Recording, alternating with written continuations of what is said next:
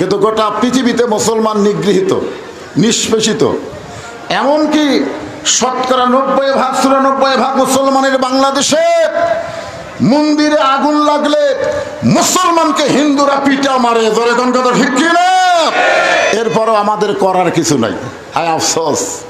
তাই আসুন যে কোরআন থেকে আমরা তাফসীর শুনবো, এ কোরআন সম্পর্কে 3টা স্বীকারোক্তি দেওয়া লাগবে। 1 নম্বর স্বীকারোক্তি হলো কোরআনে কোনো সন্দেহ, 2 নম্বর স্বীকারোক্তি হলো কোরআনে কোনো গোজামিল আছে, গোজামিল নাই, সন্দেহ নাই। এমন একটা কিতাব আমরা পেয়েছি যে কিতাব আমাদেরকে হেদায়েত দিবে। মুত্তাকি হওয়া লাগবে। জোরে কোন কি হওয়া লাগবে?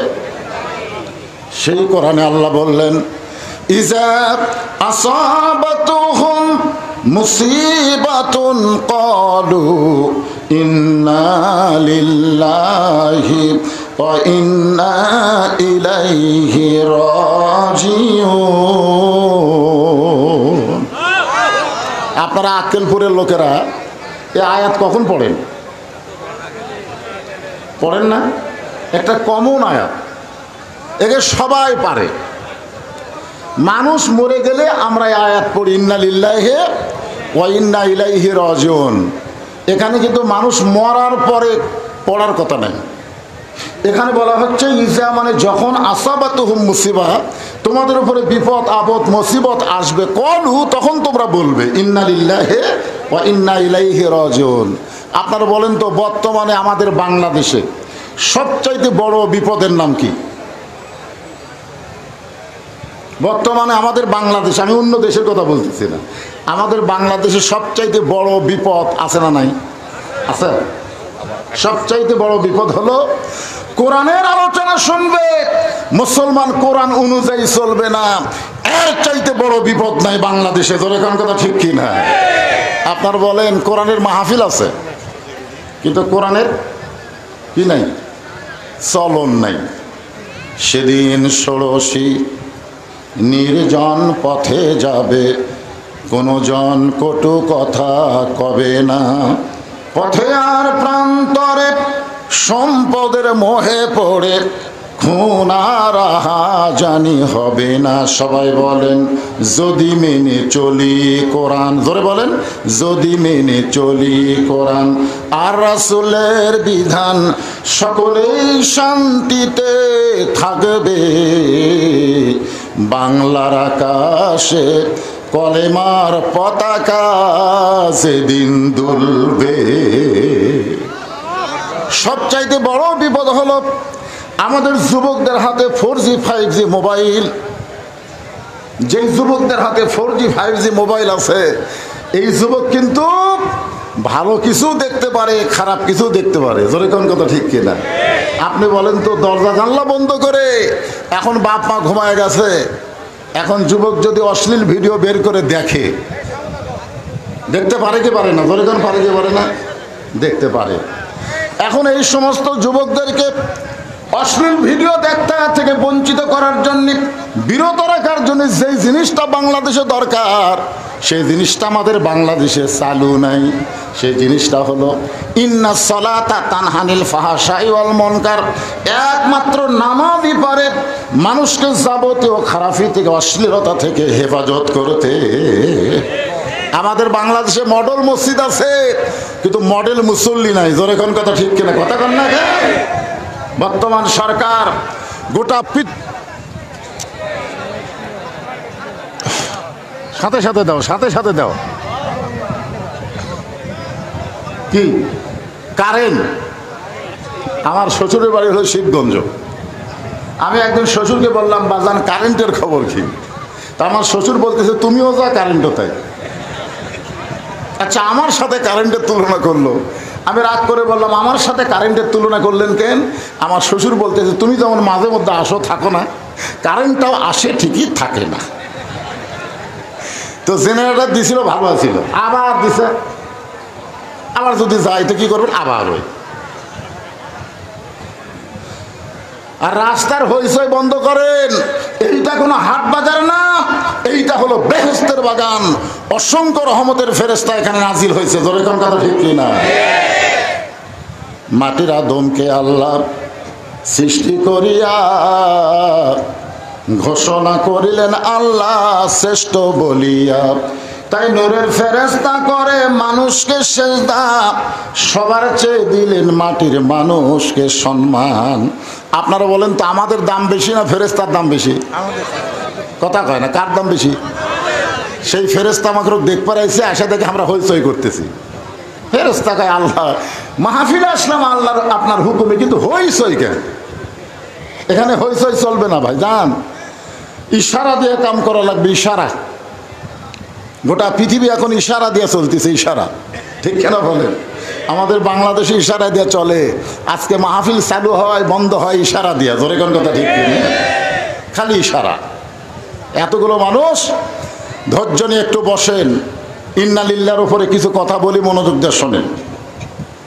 তাহলে মানুষ মারা গেলে আমরা ইন্না লিল্লাহ পড়ি, আমরা দুনিয়ার মানুষকে বুঝাই দেই মরাটাই হলো সবচাইতে বড় বিপদ। যখন তোমার বিপদ আপদ মুসিবত আসবে তখন তোমরা ইন্না লিল্লাহ পড়বে। তো মানুষ মরলে যখন আমরা পড়ি তখন আমরা বুঝাই দেই মরাটাই হলো সবচাইতে বড় বিপদ। আপনারা এখন বলেন তো মরা বিপদ না বাঁচা বিপদ? কোনটা বিপদ? যারা প্রকৃত মুসলমান হবে তাদের ঈমান নিয়ে বর্তমানে বাংলাদেশে বাঁচাটাই বিপদ হয়ে গেছে। ধরে কোন কথা ঠিক কিনা? বাঁচা দুই রকম, বাঁচা হলো দুই রকম, একটা হলো বাঁচা আর একটা হলো ঈমান নিয়ে বাঁচা। ঈমান নিয়ে যদি আমরা বাঁচতে চাই তাহলে শুধু কোরআনের ওয়াজ শুনলে হবে না, বাস্তবে আল্লাহর কোরআনকে আমাদের গ্রহণ করা লাগবে। এখন দরজা জানলা বন্ধ করে দিয়ে ছেলেটা অশ্লীল ভিডিও দেখতেছে আর মনে মনে ভাবতেছে বাপ মা তো ঘুমায় গেছে, এখন আমি দেখলে কে দেখবে? আপনার বলেন তো, বাপ মা ঘুমায় গেলেও একজন ঘুমায়নি, তিনি কে? তিনি ঘুমায়নি, তিনি আল্লাহ। ওইটা সব যুবক মনে করতে পারবে না, একমাত্র তারাই মনে করবে যারা 5 ওয়াক্ত নামাজ ধরেছে। ধরে কোন কথা ঠিক কিনা? 5 ওয়াক্ত নামাজ যারা ধরেছে তাদের দ্বারা কোনো অন্যায় হবে না। এ কথা কার? আরো জোরে বলেন। আমাদের বাংলাদেশে মসজিদ আছে, মুসল্লি নেই। সমস্যা হলো এই জায়গায়, মসজিদ আছে কিন্তু মুসল্লি নাই। সবচাইতে বড় বিপদ হলো এখনকার ছোট বাচ্চারা যারা দুনিয়াতে এসেছে অধিকাংশই হলো সিজার করা। ধরে কোন কি করা? সবচাইতে বড় বিপদ হলো মায়েদের পায়ের তলে জান্নাত, সেই মায়েরা প্রসব বেদনা সহ্য করবে না, পেটের বেদনা উঠলেই সিজার করে। ধরে কোন কথা ঠিক কিনা? এখন আমার কয় হুজুর দোয়া করেন, পানি পড়া দেন, সন্তান খালি কান্দে ভালো হয় না। আমি সমানে দোয়া পড়ি, পানি পড়া দেই, কিন্তু কান্না বন্ধ হয় না। শেষ পর্যন্ত মা কইলো এখন দোয়া দরুদের বরকতি নেই। 1 মাস পরে বললাম মা খবর কি? বল আর কান্দে না। তো কান্দন বন্ধ হলো কোন দোয়া দিয়ে? বলো আর বাপ মোবাইল চালু করে দেয়, আর কান্দে না। এখনকার সন্তান মোবাইল চালু করলে কান্না থামে, মোবাইল চালু না করলে ভাত খায় না। ধরে কোন কথা ঠিক কিনা? আপনারা বলেন তো, মোবাইল চালু করে কান্না থামায়, মোবাইল চালু করে ভাত খাওয়ায়, এটা কি রহমত না বিপদ? সবচাইতে বড় বিপদ হলো রমজান মাসের শেষের দিকে মরদগুলা বাড়ির থাকে আর মেয়েগুলা মার্কেটে যায়। ধরে কোন কথা ঠিক কিনা? এটা কি রহমত না বিপদ? সবচাইতে বড় বিপদ হলো আমাদের বাবরি মসজিদ ভাঙ্গা ভারত, যেখানে রাম মন্দির বানালো সেই ভারতের স্টার জলসা জি বাংলা মুসলমানের ঘরে চলে আর মুসলমানের মেয়েরা ওইগুলো দেখে। ধরে কোন কথা ঠিক কিনা? ওইগুলো দেখবার যায় হিন্দুদের পূজার বাদ্য মুসলমানের ঘরে লো করে বাঁচতেছে। আপনার বলেন এটা রহমত না বিপদ? সবচাইতে বড় বিপদ হলো বাবা নামাজ পড়ে, ছেলে নামাজ পড়ে না। সবচাইতে বড় বিপদ হলো যখন চামড়া ঢিল তখন আল্লাহর সাথে মিল দিল। দাদি বোরকা পরে কিন্তু নাতনি বোরকা পরে না। আপনারা বলেন তো, রাস্তার মানুষ দাদির দিকে তাকায় না, নাতনির দিকে তাকায়। সবাই যে নাতনির দিকে তাকায় সেই নাতনি পর্দা করে না, যে বুড়ির দিকে কেউ তাকায় না ওই বুড়ি বোরকা পরে। এটা রহমত না বিপদ? সবচাইতে বড় বিপদ হলো জুয়ান কালে নামাজ পড়ে না, বুড়া কালে মসজিদে সিয়ার ঢুকায়। জোরে কোন কথা ঠিক কিনা? আপনারা কোন এটা রহমত? সবচাইতে বড় বিপদ হলো কাতার সোজা না করলে জামাত হয় না। আজকে সিয়ার পার্টির জন্য কাতার সোজা করা যাচ্ছে না। ধরে কোন ঠিক? এইরকম যদি বিপদ আপদের কথা আমি বলি, সারা রাত বললেও বিপদ আপদ শেষ হবে না। তা আমি সারা রাত বিপদ আপদের কথা বলবো তো সলিউশন দিব কেমন? এই জন্য আসেন, ইন্না লিল্লাহ বলার আগে আমাদের চিন্তা করতে হবে যে মরাটা আমাদের জন্য বিপদ না রহমত? রহমত। তাহলে মরিয়া দেখেন, মরিয়া দেখেন রহমত না বিপদ? ওই ছোটবেলায় একটা গান শুনছিলাম, যদি ফুলগুলো হয় অভিমানে ঝরে যায়, আমি মালা গেথে বলো কারে পরাবো, সে যে কেন এলো না কিছু ভালো লাগে না, কবরে আসুক তারে আমি মজা দেখাবো। এটা না মরলে তো মজা দেখা যাবে না। আমার যত ওস্তাদ আছে, বিশেষ করে শেরপুর আলিয়া মাদ্রাসার প্রিন্সিপাল, আমি হুজুরকে বললাম, হুজুর আল্লাহ যেখানে ডাইরেক্ট বলতেছেন যখন বিপদ আপদ মুসিবত হবে তখন তোমরা বলবে ইন্না লিল্লাহ, তো আমরা মানুষ মরলে ইন্না লিল্লাহ কেন পড়ি? আমার হুজুর বলতেছে, বাজান আগে থেকে যেটা হয়ে আসতেছে খামাখা, তার মধ্যে তুই আর ফেতনা করিস না, যেটা হয়ে আসতেছে আগে থেকে আমরাও সেটাই কই, এর মধ্যে আবার কেন বলি এগুলো ফেতনা। আগে থেকে 20 রাকাত হয়ে আসতেছিল, এখন আবার কেউ কেউ কয় 8 রাকাত। জোরে কোন কথা ঠিক কিনা? এটা কি ফেতনা? তুই আর ফেতনা বাজাস না বাবা। আমি বললাম, হুজুর আমার মাথা খেলতেছে না, মানুষ মরলে ইন্না লিল্লাহ কয় আর সারা জীবন কয় না, অথচ আল্লাহ বলেছেন যখনই তোমাদের উপরে, যখন ইজা মানে কি যখন, যখন তখন বিপদ আসবে, জোরে কোন কথা ঠিক কিনা, তখন তোমরা বলবে ইন্না লিল্লাহি ওয়া ইন্না ইলাইহি রাজিউন। আমার হুজুর আমাকে বললো মরাটাই হলো সবচাইতে বড় বিপদ, এই জন্যই মানুষ মরলে আমরা ইন্না লিল্লাহ পড়ি। আমি চিন্তায় পড়ে গেলাম, আসলেই কি মরাটা বিপদ? এই যে এক ছেলে আমাকে কিন্তু বলেছে, আমি যখন বলছি আপনারা কেমন আছেন, সবাই বলছেন আলহামদুলিল্লাহ, এখান থেকে এক ছেলে বলছে হুজুর আপনি কেমন আছেন? আমি কিন্তু তার উত্তর দেইনি, না দেওয়ার পেছনে কারণ আছে, যতক্ষণ কারণ আছে না নাই, বিশেষ কারণ আছে। যে আমি কেমন আছি এইটা এখন বলবো না, এইটা বলবো ওয়াজের শেষে, কারণ এখন বললে হট্টগোল গন্ডগোল হতে পারে। হয়তো বলবেন হুজুর আপনি কেমন আছেন, এটা বললে হট্টগোল হবেই, কারণ বর্তমান শ্রোতারা ভালো আছে, বক্তারা খুব একটা ভালো নেই, কোন কথা ঠিক, সমস্যা হলো ওই জায়গায়। আসেন, আল্লাহর একজন মস্ত বড় পয়গাম্বর, নাম হলো মুসা কালিমুল্লাহ, মাঝে মধ্যে তুর পর্বতে যাইতেন আল্লাহর সঙ্গে গল্প করার জন্য, কথা বলার জন্য। রাসূল বলেছেন মুসা নবী তুর পর্বতে গেলে যেমন আল্লাহ খুশি হয়ে যায়, আমার উম্মতেরা দৈনিক 5 বার যখন মসজিদে যাবে আল্লাহ এর চাইতে বেশি খুশি হবে। মুসা নবীর কাছে তুর পর্বত যেমন, আমাদের কাছে আল্লাহর ঘর মসজিদ হলো তেমন। দৈনিক কয়বার আপনারা যান? কেমন করে ঘুমাও তুমি ফজর করে কাজা, এমনও তো হতে পারে তোমার জোহরে জানাজা। হুজুর দোতলা না করলে মানুষ ধরতেছে না, এত মুসল্লি হুজুর, আয় হায়, মসজিদ এখন 2 তলা 3 তলা করা লাগতেছে। আমি বললাম মাশাআল্লাহ, এত মুসল্লি, তো ফজরের খবর কি? তখন বলতে হুজুর ফজরে তো 1 কাতারই হয় না। ফজরে কয় কাতার হয় না? জোহরের খবর কি? বলে কাজ কামের দিন। আসরের খবর কি? কয় হাট বাজারে গেছে। মাগরিবের খবর কি? বলে হাট বাজার করে ফিরে আসছে, দ্রব্যমূল্য এত বেশি, ওই টেনশনে মসজিদে আসেনি। এশার খবর কি? বলে বুড়া কয় ডাকছে। মসজিদের মধ্যে কয় কাতার? বলে 9 কাতার। হয় কয় কাতার? বলে 1 কাতার। তাহলে 1 কাতারের মুসল্লি হয় না, 2 তলা করবে কেন? তখন সাইড থেকে একজন বলতে, হুজুর ওই যে জুমার দিনে সবার শেষে আসা আগে যায়, ওই শালাকের জন্য 2 তলা করা লাগতেছে। ওই যে জুমার দিন, ধরে কোন দিন? সবার শেষে আসা আগে যায়। আপনারা বলেন তো, শেষে আসা আগে যায় এরা মুসল্লি? এদেরকে আল্লাহ বলেছেন ফাওয়াইলুল লিল মুসাল্লিন।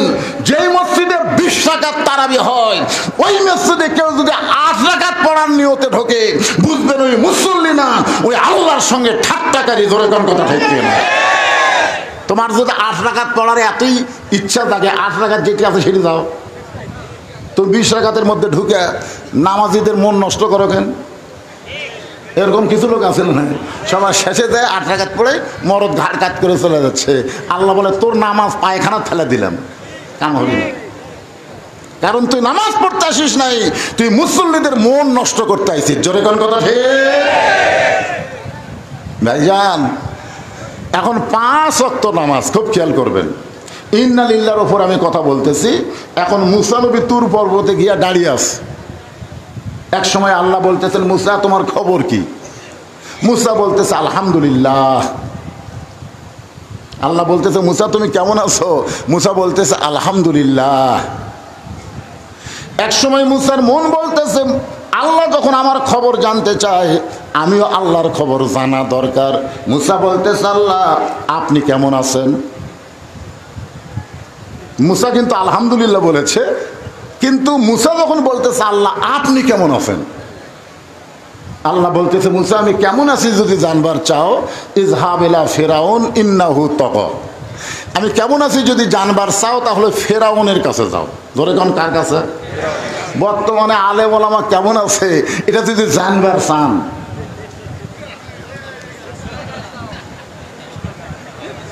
কি জায়গা মতো যাওয়ার দরকার আছে না? আসলে মুসা খুব চালাক ছিলেন, আসলে আল্লাহ কেমন আছে দেখা লাগবে। দেখার জন্য ফেরাউনের দরবারে যায়, দেখে ফেরাউন সিংহাসনে বসে একটা জিকির করতেছে, আনা রব্বুকুমুল আলা, আনা রব্বুকুমুল আলা, আমি হলাম সবচাইতে বড় আল্লাহ। মুসা চিন্তা করে এখনই তুর পর্বতে যার সঙ্গে কথা বললাম তিনি কে আর এটা কে? এই যদি সবচাইতে বড় আল্লাহ হয় তাহলে ওটা কে? কারণ আল্লাহর সঙ্গে যে কথা বলে সে আসল খবর জানে। জোরে কেন জানে? কি জানে না? আল্লাহর সঙ্গে কথা বলা হলো কোরআন শরীফ দেখা, কোরআন শরীফ ধরা, কোরআন শরীফ বোঝা। এই কোরআনের সঙ্গে যারা সম্পর্ক রেখেছে তারাই জানে আল্লাহর খবর কি। জোরে কেন কথা ঠিক কিনা কথা বলে? এখন মুসা আলাইহিস সালাম দেখতেছে যার সঙ্গে তুর পর্বতে কথা বললাম ওইটাই তো আল্লাহ, তাহলে এটাকে হাত চুলকাই। যখন হাত চুলকাই তখন আল্লাহ বুঝবার পাশে ফেরাউন মুসা নবী চড় মারবে। ধরে কোন কি মারবি? কারণ মুসা নবীর হাতও তো আমার পাওয়ার বেশি। এ চড় দিয়ে আজরাইলের চোখেরই মনি উল্টে দিছে। কি দিয়ে? চড় দিয়ে। এখন যদি ফেরাউনকে একটা চড় মারে, মাসিয়ার কোল থেকে ফেরাউন যখন মুসা নবীকে জোর করে নিবার চায়, এত সুন্দর একটা বাচ্চা দাও দাও, এই কয়ে যেই নিবার চাচ্ছে মুসা মনে মনে কয় তোর জন্য অনেক মাকে তুই হত্যা করেছিস আমাকে দুনিয়াতে আসতে না দেওয়ার জন্যে, আর আমারে কোলে নিছিস। বাম হাত দিয়ে মারছে চড়, ওই চড়ে ফেরাউনের 4টে দাঁত লড়ে গেছে। জোরে কোন কয় না? কোলের বাচ্চার চড় খেয়ে যদি 4 দাঁত লড়ে। এখন মুসা নবী কত বড় হচ্ছে, আর শালা বলতেছে আনা রব্বুকুমুল আলা, আমি হলাম সবচাইতে বড় আল্লাহ। একটু মনোযোগ দিয়ে শুনবেন। ইন্না লিল্লাহর উপর আলোচনা করতেছি। এক সময় মুসা বলতেছে আল্লাহ আপনি কেমন আছেন, এইটাকে একটু সাইড করে দিয়ে মুসা বলতেছে আল্লাহ আমি আপনাকে একটা প্রশ্ন করব, আপনি একটু উত্তর দিবেন। আল্লাহ বলে মুসা কি প্রশ্ন করবার চাও?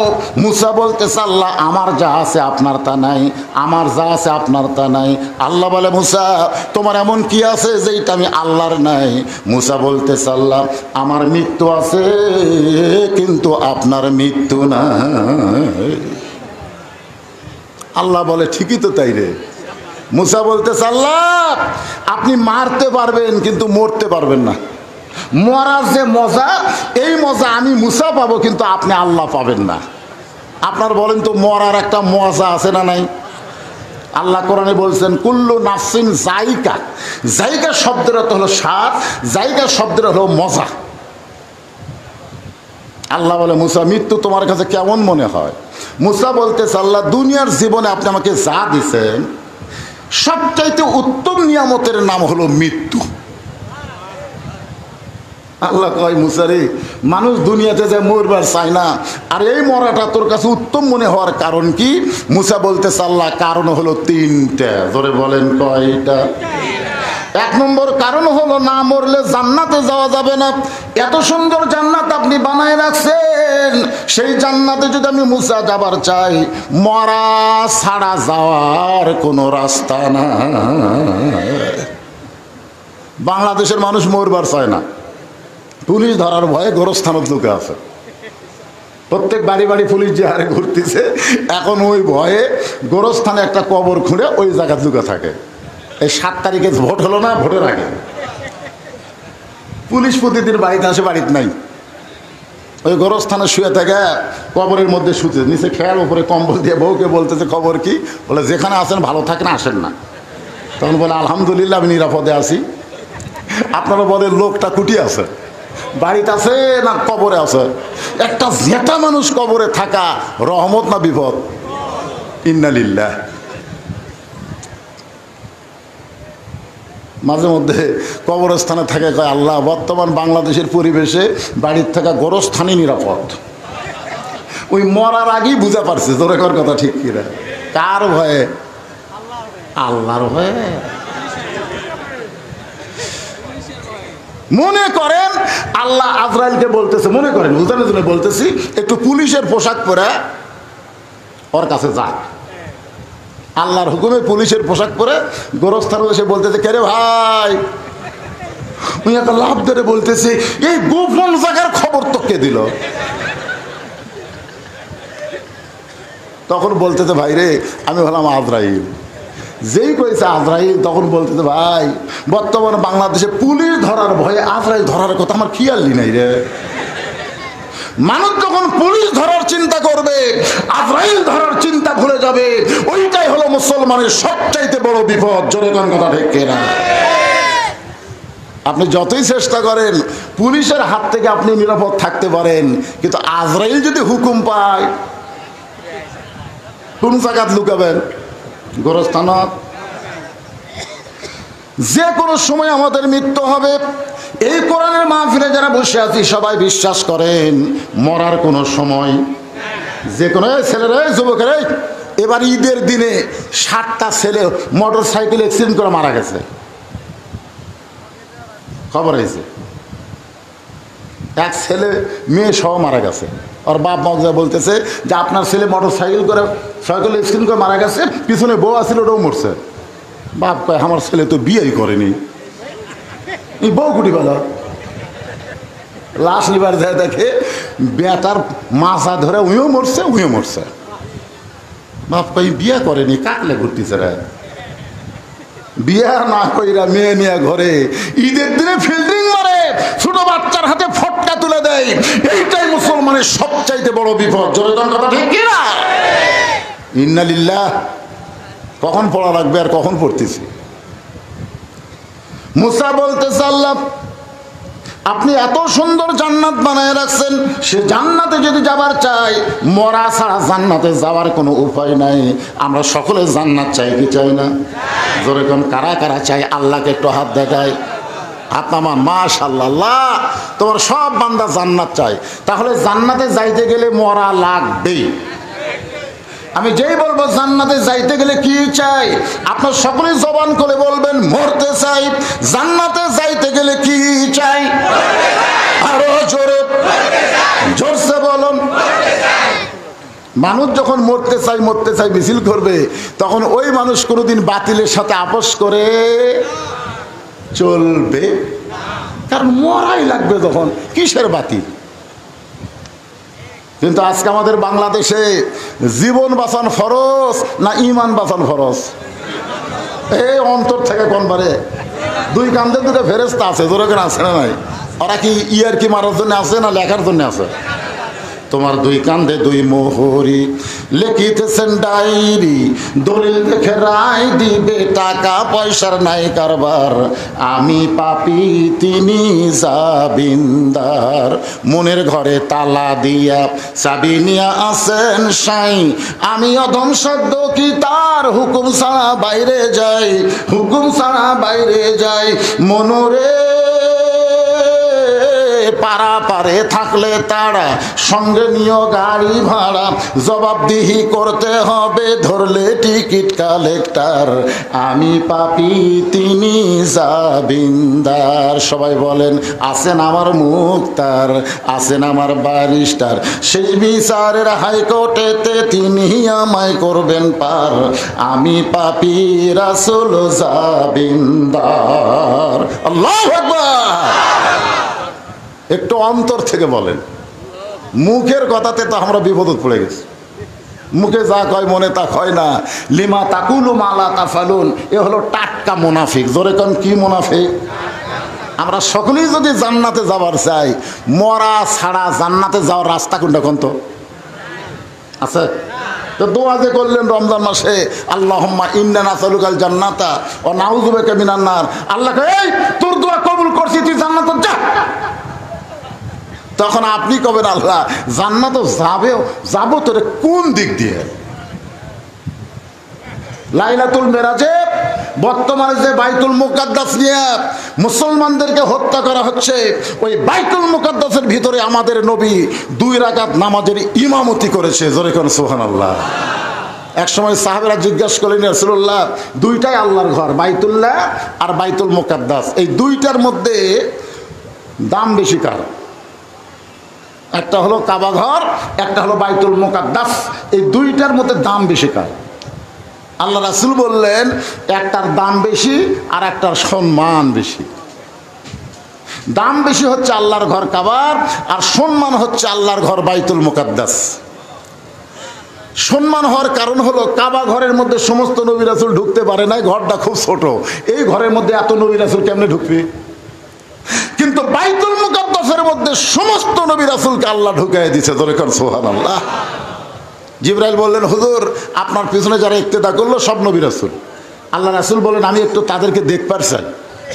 সঙ্গে সঙ্গে জিবরাইলকে মেম্বরের ব্যবস্থা করলেন। ওই মেম্বরে নবী দাঁড়ায় সমস্ত নবী রাসূলের দিকে তাকায় আছেন। আল্লাহ রাসূল দেখতে পায় সমস্ত নবী রাসূলের চেহারা আলোকিত, কিন্তু একটা নবীর চেহারাত কোনো আলো নাই। জোরে কোন কি নাই?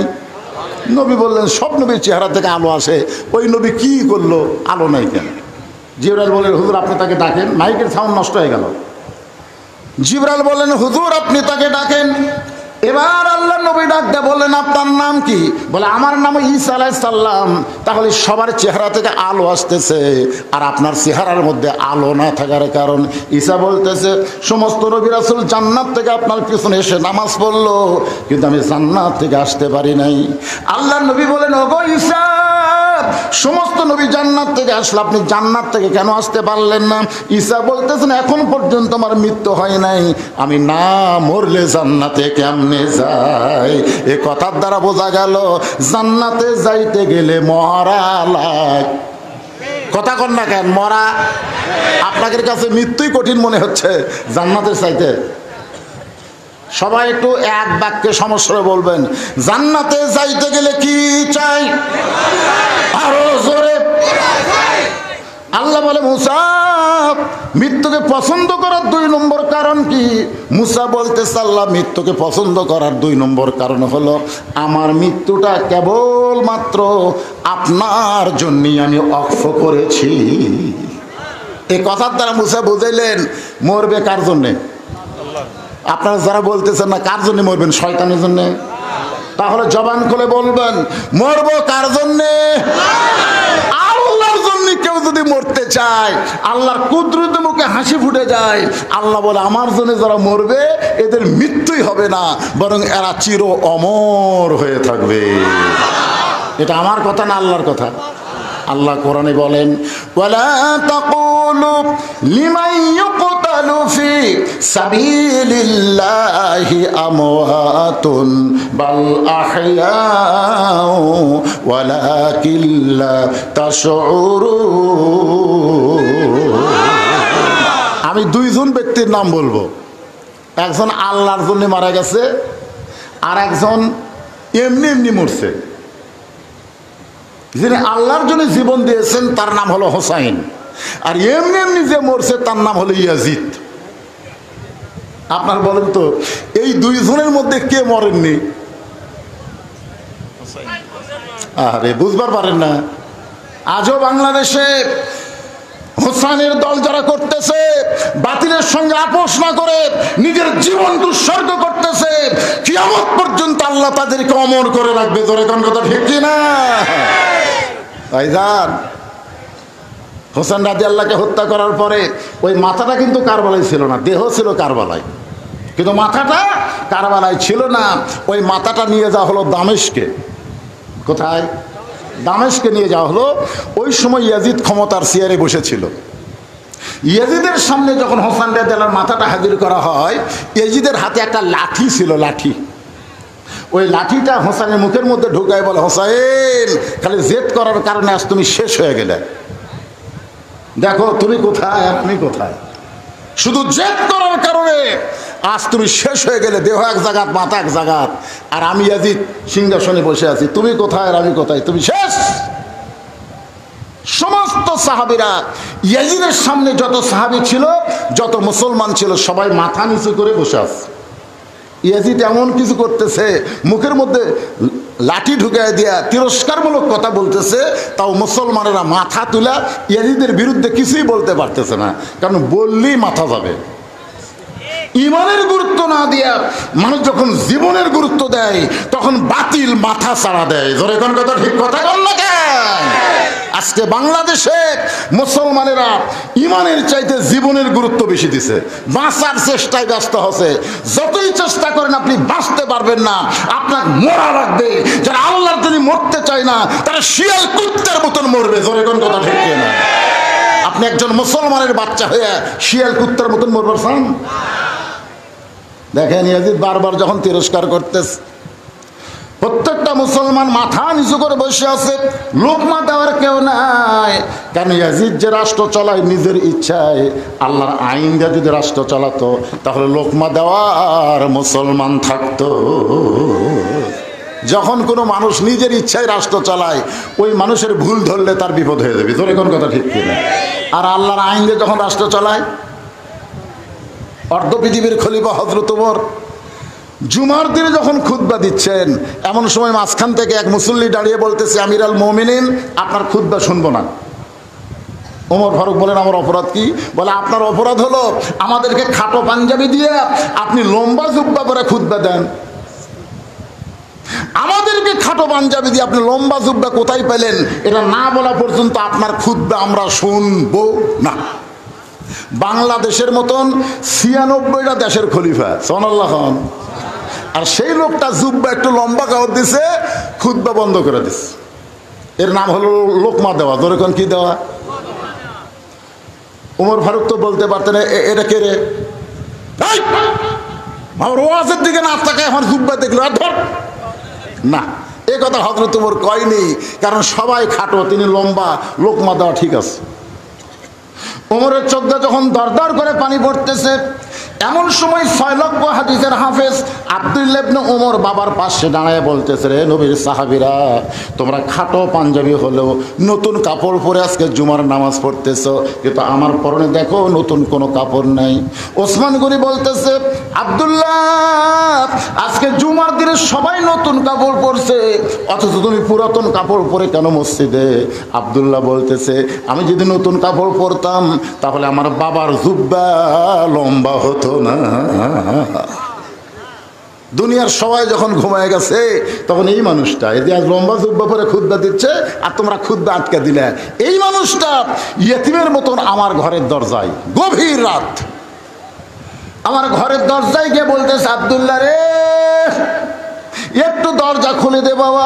আমি আব্দুল্লাহ দরজা খুলে দেখি আমার বাবা নতুন একটা পাঞ্জাবি নিয়ে দাঁড়ায় আছে। আমি বললাম, বাবা, বাইতুল মাল থেকে একটা পাঞ্জাবি আমার দিল, আপনি গভীর রাত্রে আর একটা দিবার আইছেন। নেতার বেটা তো, কি কন, একটা আমাকে দিছে, আর একটা আপনি দিবার আইছেন। ওমর ফারুক কোরআন থেকে তেলাওয়াত করলেন, ইন্নাল্লাহা ইয়ামুরুকুম আন তুআদ্দুল আমানাতি ইলা আহলিহা ওয়া ইযা হাকামতুম বাইনান নাস আন তাহকুমু বিল আদল। জোরে কোন সুবহানাল্লাহ। ৬ বছর ধরে আম বাগানে চাষ করছে, জ্যৈষ্ঠী মাসে দেখবার গেছে আম পাকছে কিনা। বাগানের মালিক গিয়ে দেখে ছোট্ট একটা বাচ্চা গাছের ঢালে বসে পাকা আম পাড়তেছে। বাগানের মালিক কয় আমি খাইনি, পরিবারের কেউ খাইনি, আর তুই আমার কাছে তোর আম পাড়তেছিস, তোর বাপকে যা বিচার দেবো রে, তোর বাপক যা বিচার দেবো। ছেলে খালি মুচকি মুচকি হাসে। বাগানের মালিক বলে হাসিস কেন? বলে আমার বাবা কোথায় খুঁজবা যাবেন, আমার বাবাও তো আর এক বছর চড়ছে। তাকায় দেখো আর বাপ খালি আম পাড়ে আর বস্তা ভরায়। গাছের নিচে বসে কান্দে আর বলে আল্লাহ বিচার দেবো কার কাছে? বেটাও চোর, বাপও চোর। আজকে বাংলাদেশের বিচারের অবস্থা এমন হয়ে গেছে, জোরে তোর কথা ঠিক কি না? কার কাছে বিচার দেবেন? মুরগি চোরাক মেম্বরের কাছে নিয়ে যাচ্ছেন, মেম্বর গম চুরি করে, চাউল চুরি করে, জোরে তোর কথা ঠিক কি না? চোর কোনোদিন চোরের বিচার করতে পারে না। আব্দুল্লাহ বলতেছে বাবা তাহলে গভীর রাত্রে এই পাঞ্জাবি নিয়ে আমার দরজায়।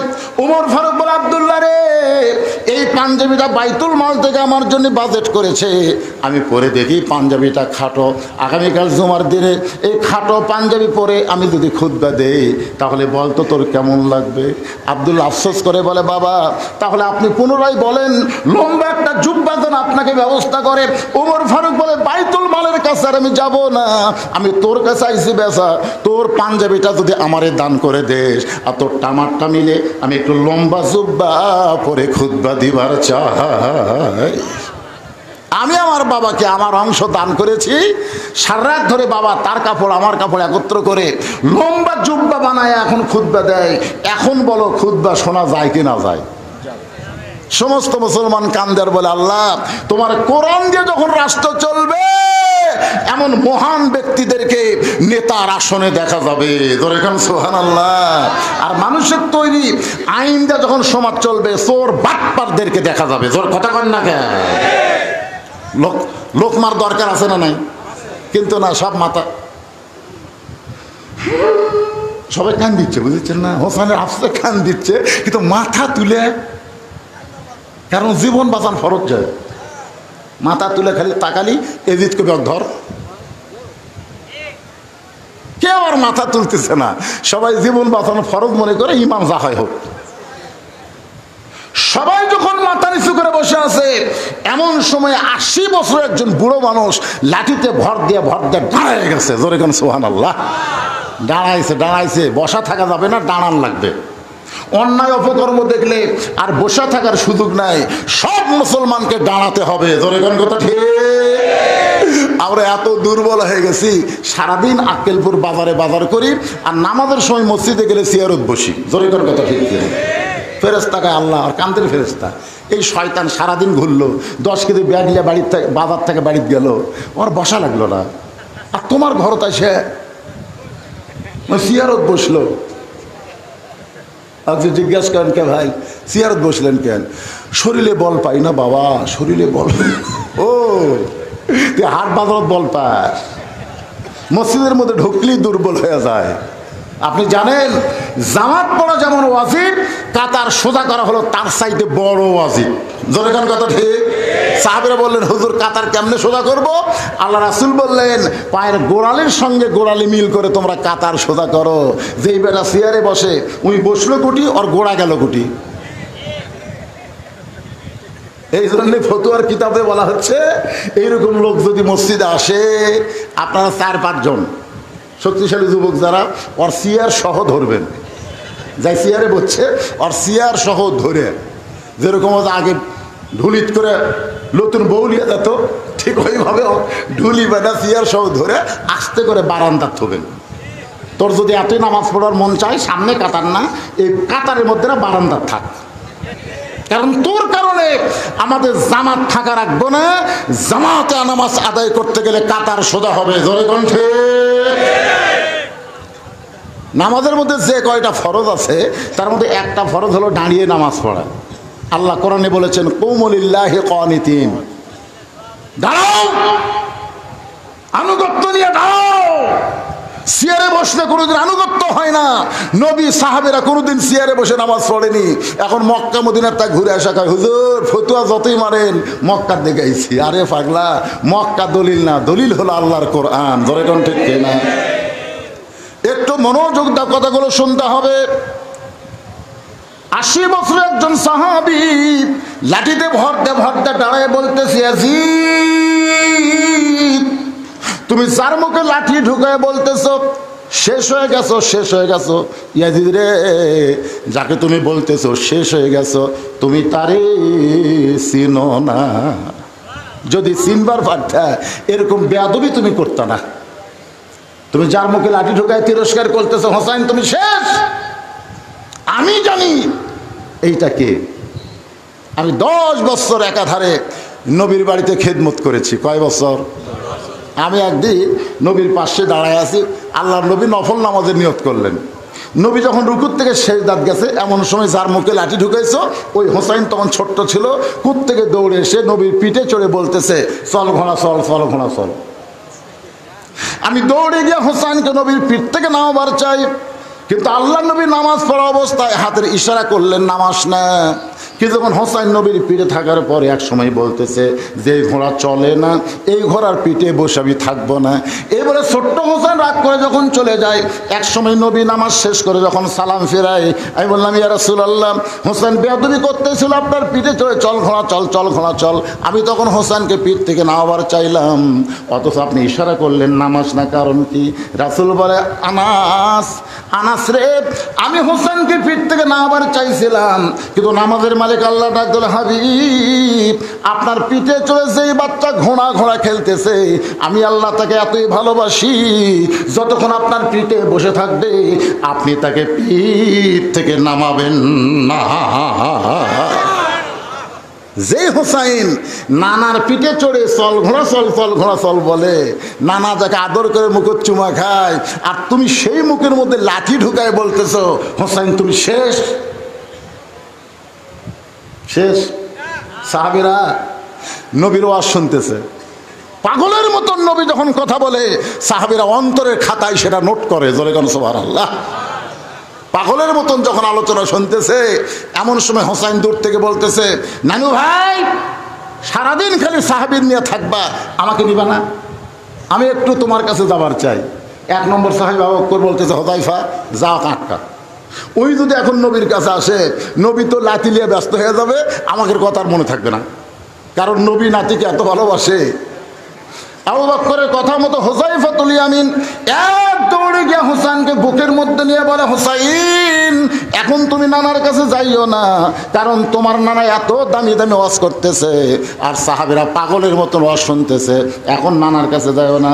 সঙ্গে সঙ্গে হোসেন চিল্লায় বলে, রে নানার সাহাবীরা, আমার নানাকে চিনো বলে আমাকে নানার কাছে যাবার দিচ্ছ না?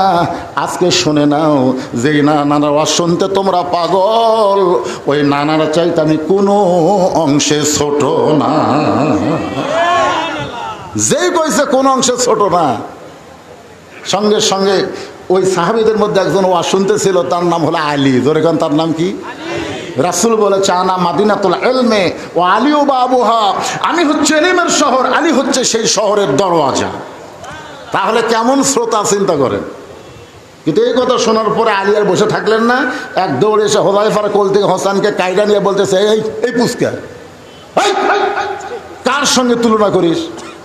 ওরাফানা লাকা যিকরাক, যাকে আল্লাহ তাআলা সবার উপরে সম্মান দান করেছে। ধরে কাম সুবহানাল্লাহ। আর তুই বলিস নানার চাইতে আমি কোন অংশে ছোট না? এ মুখ দিয়ে কি আজে বাজে কথা বলিস?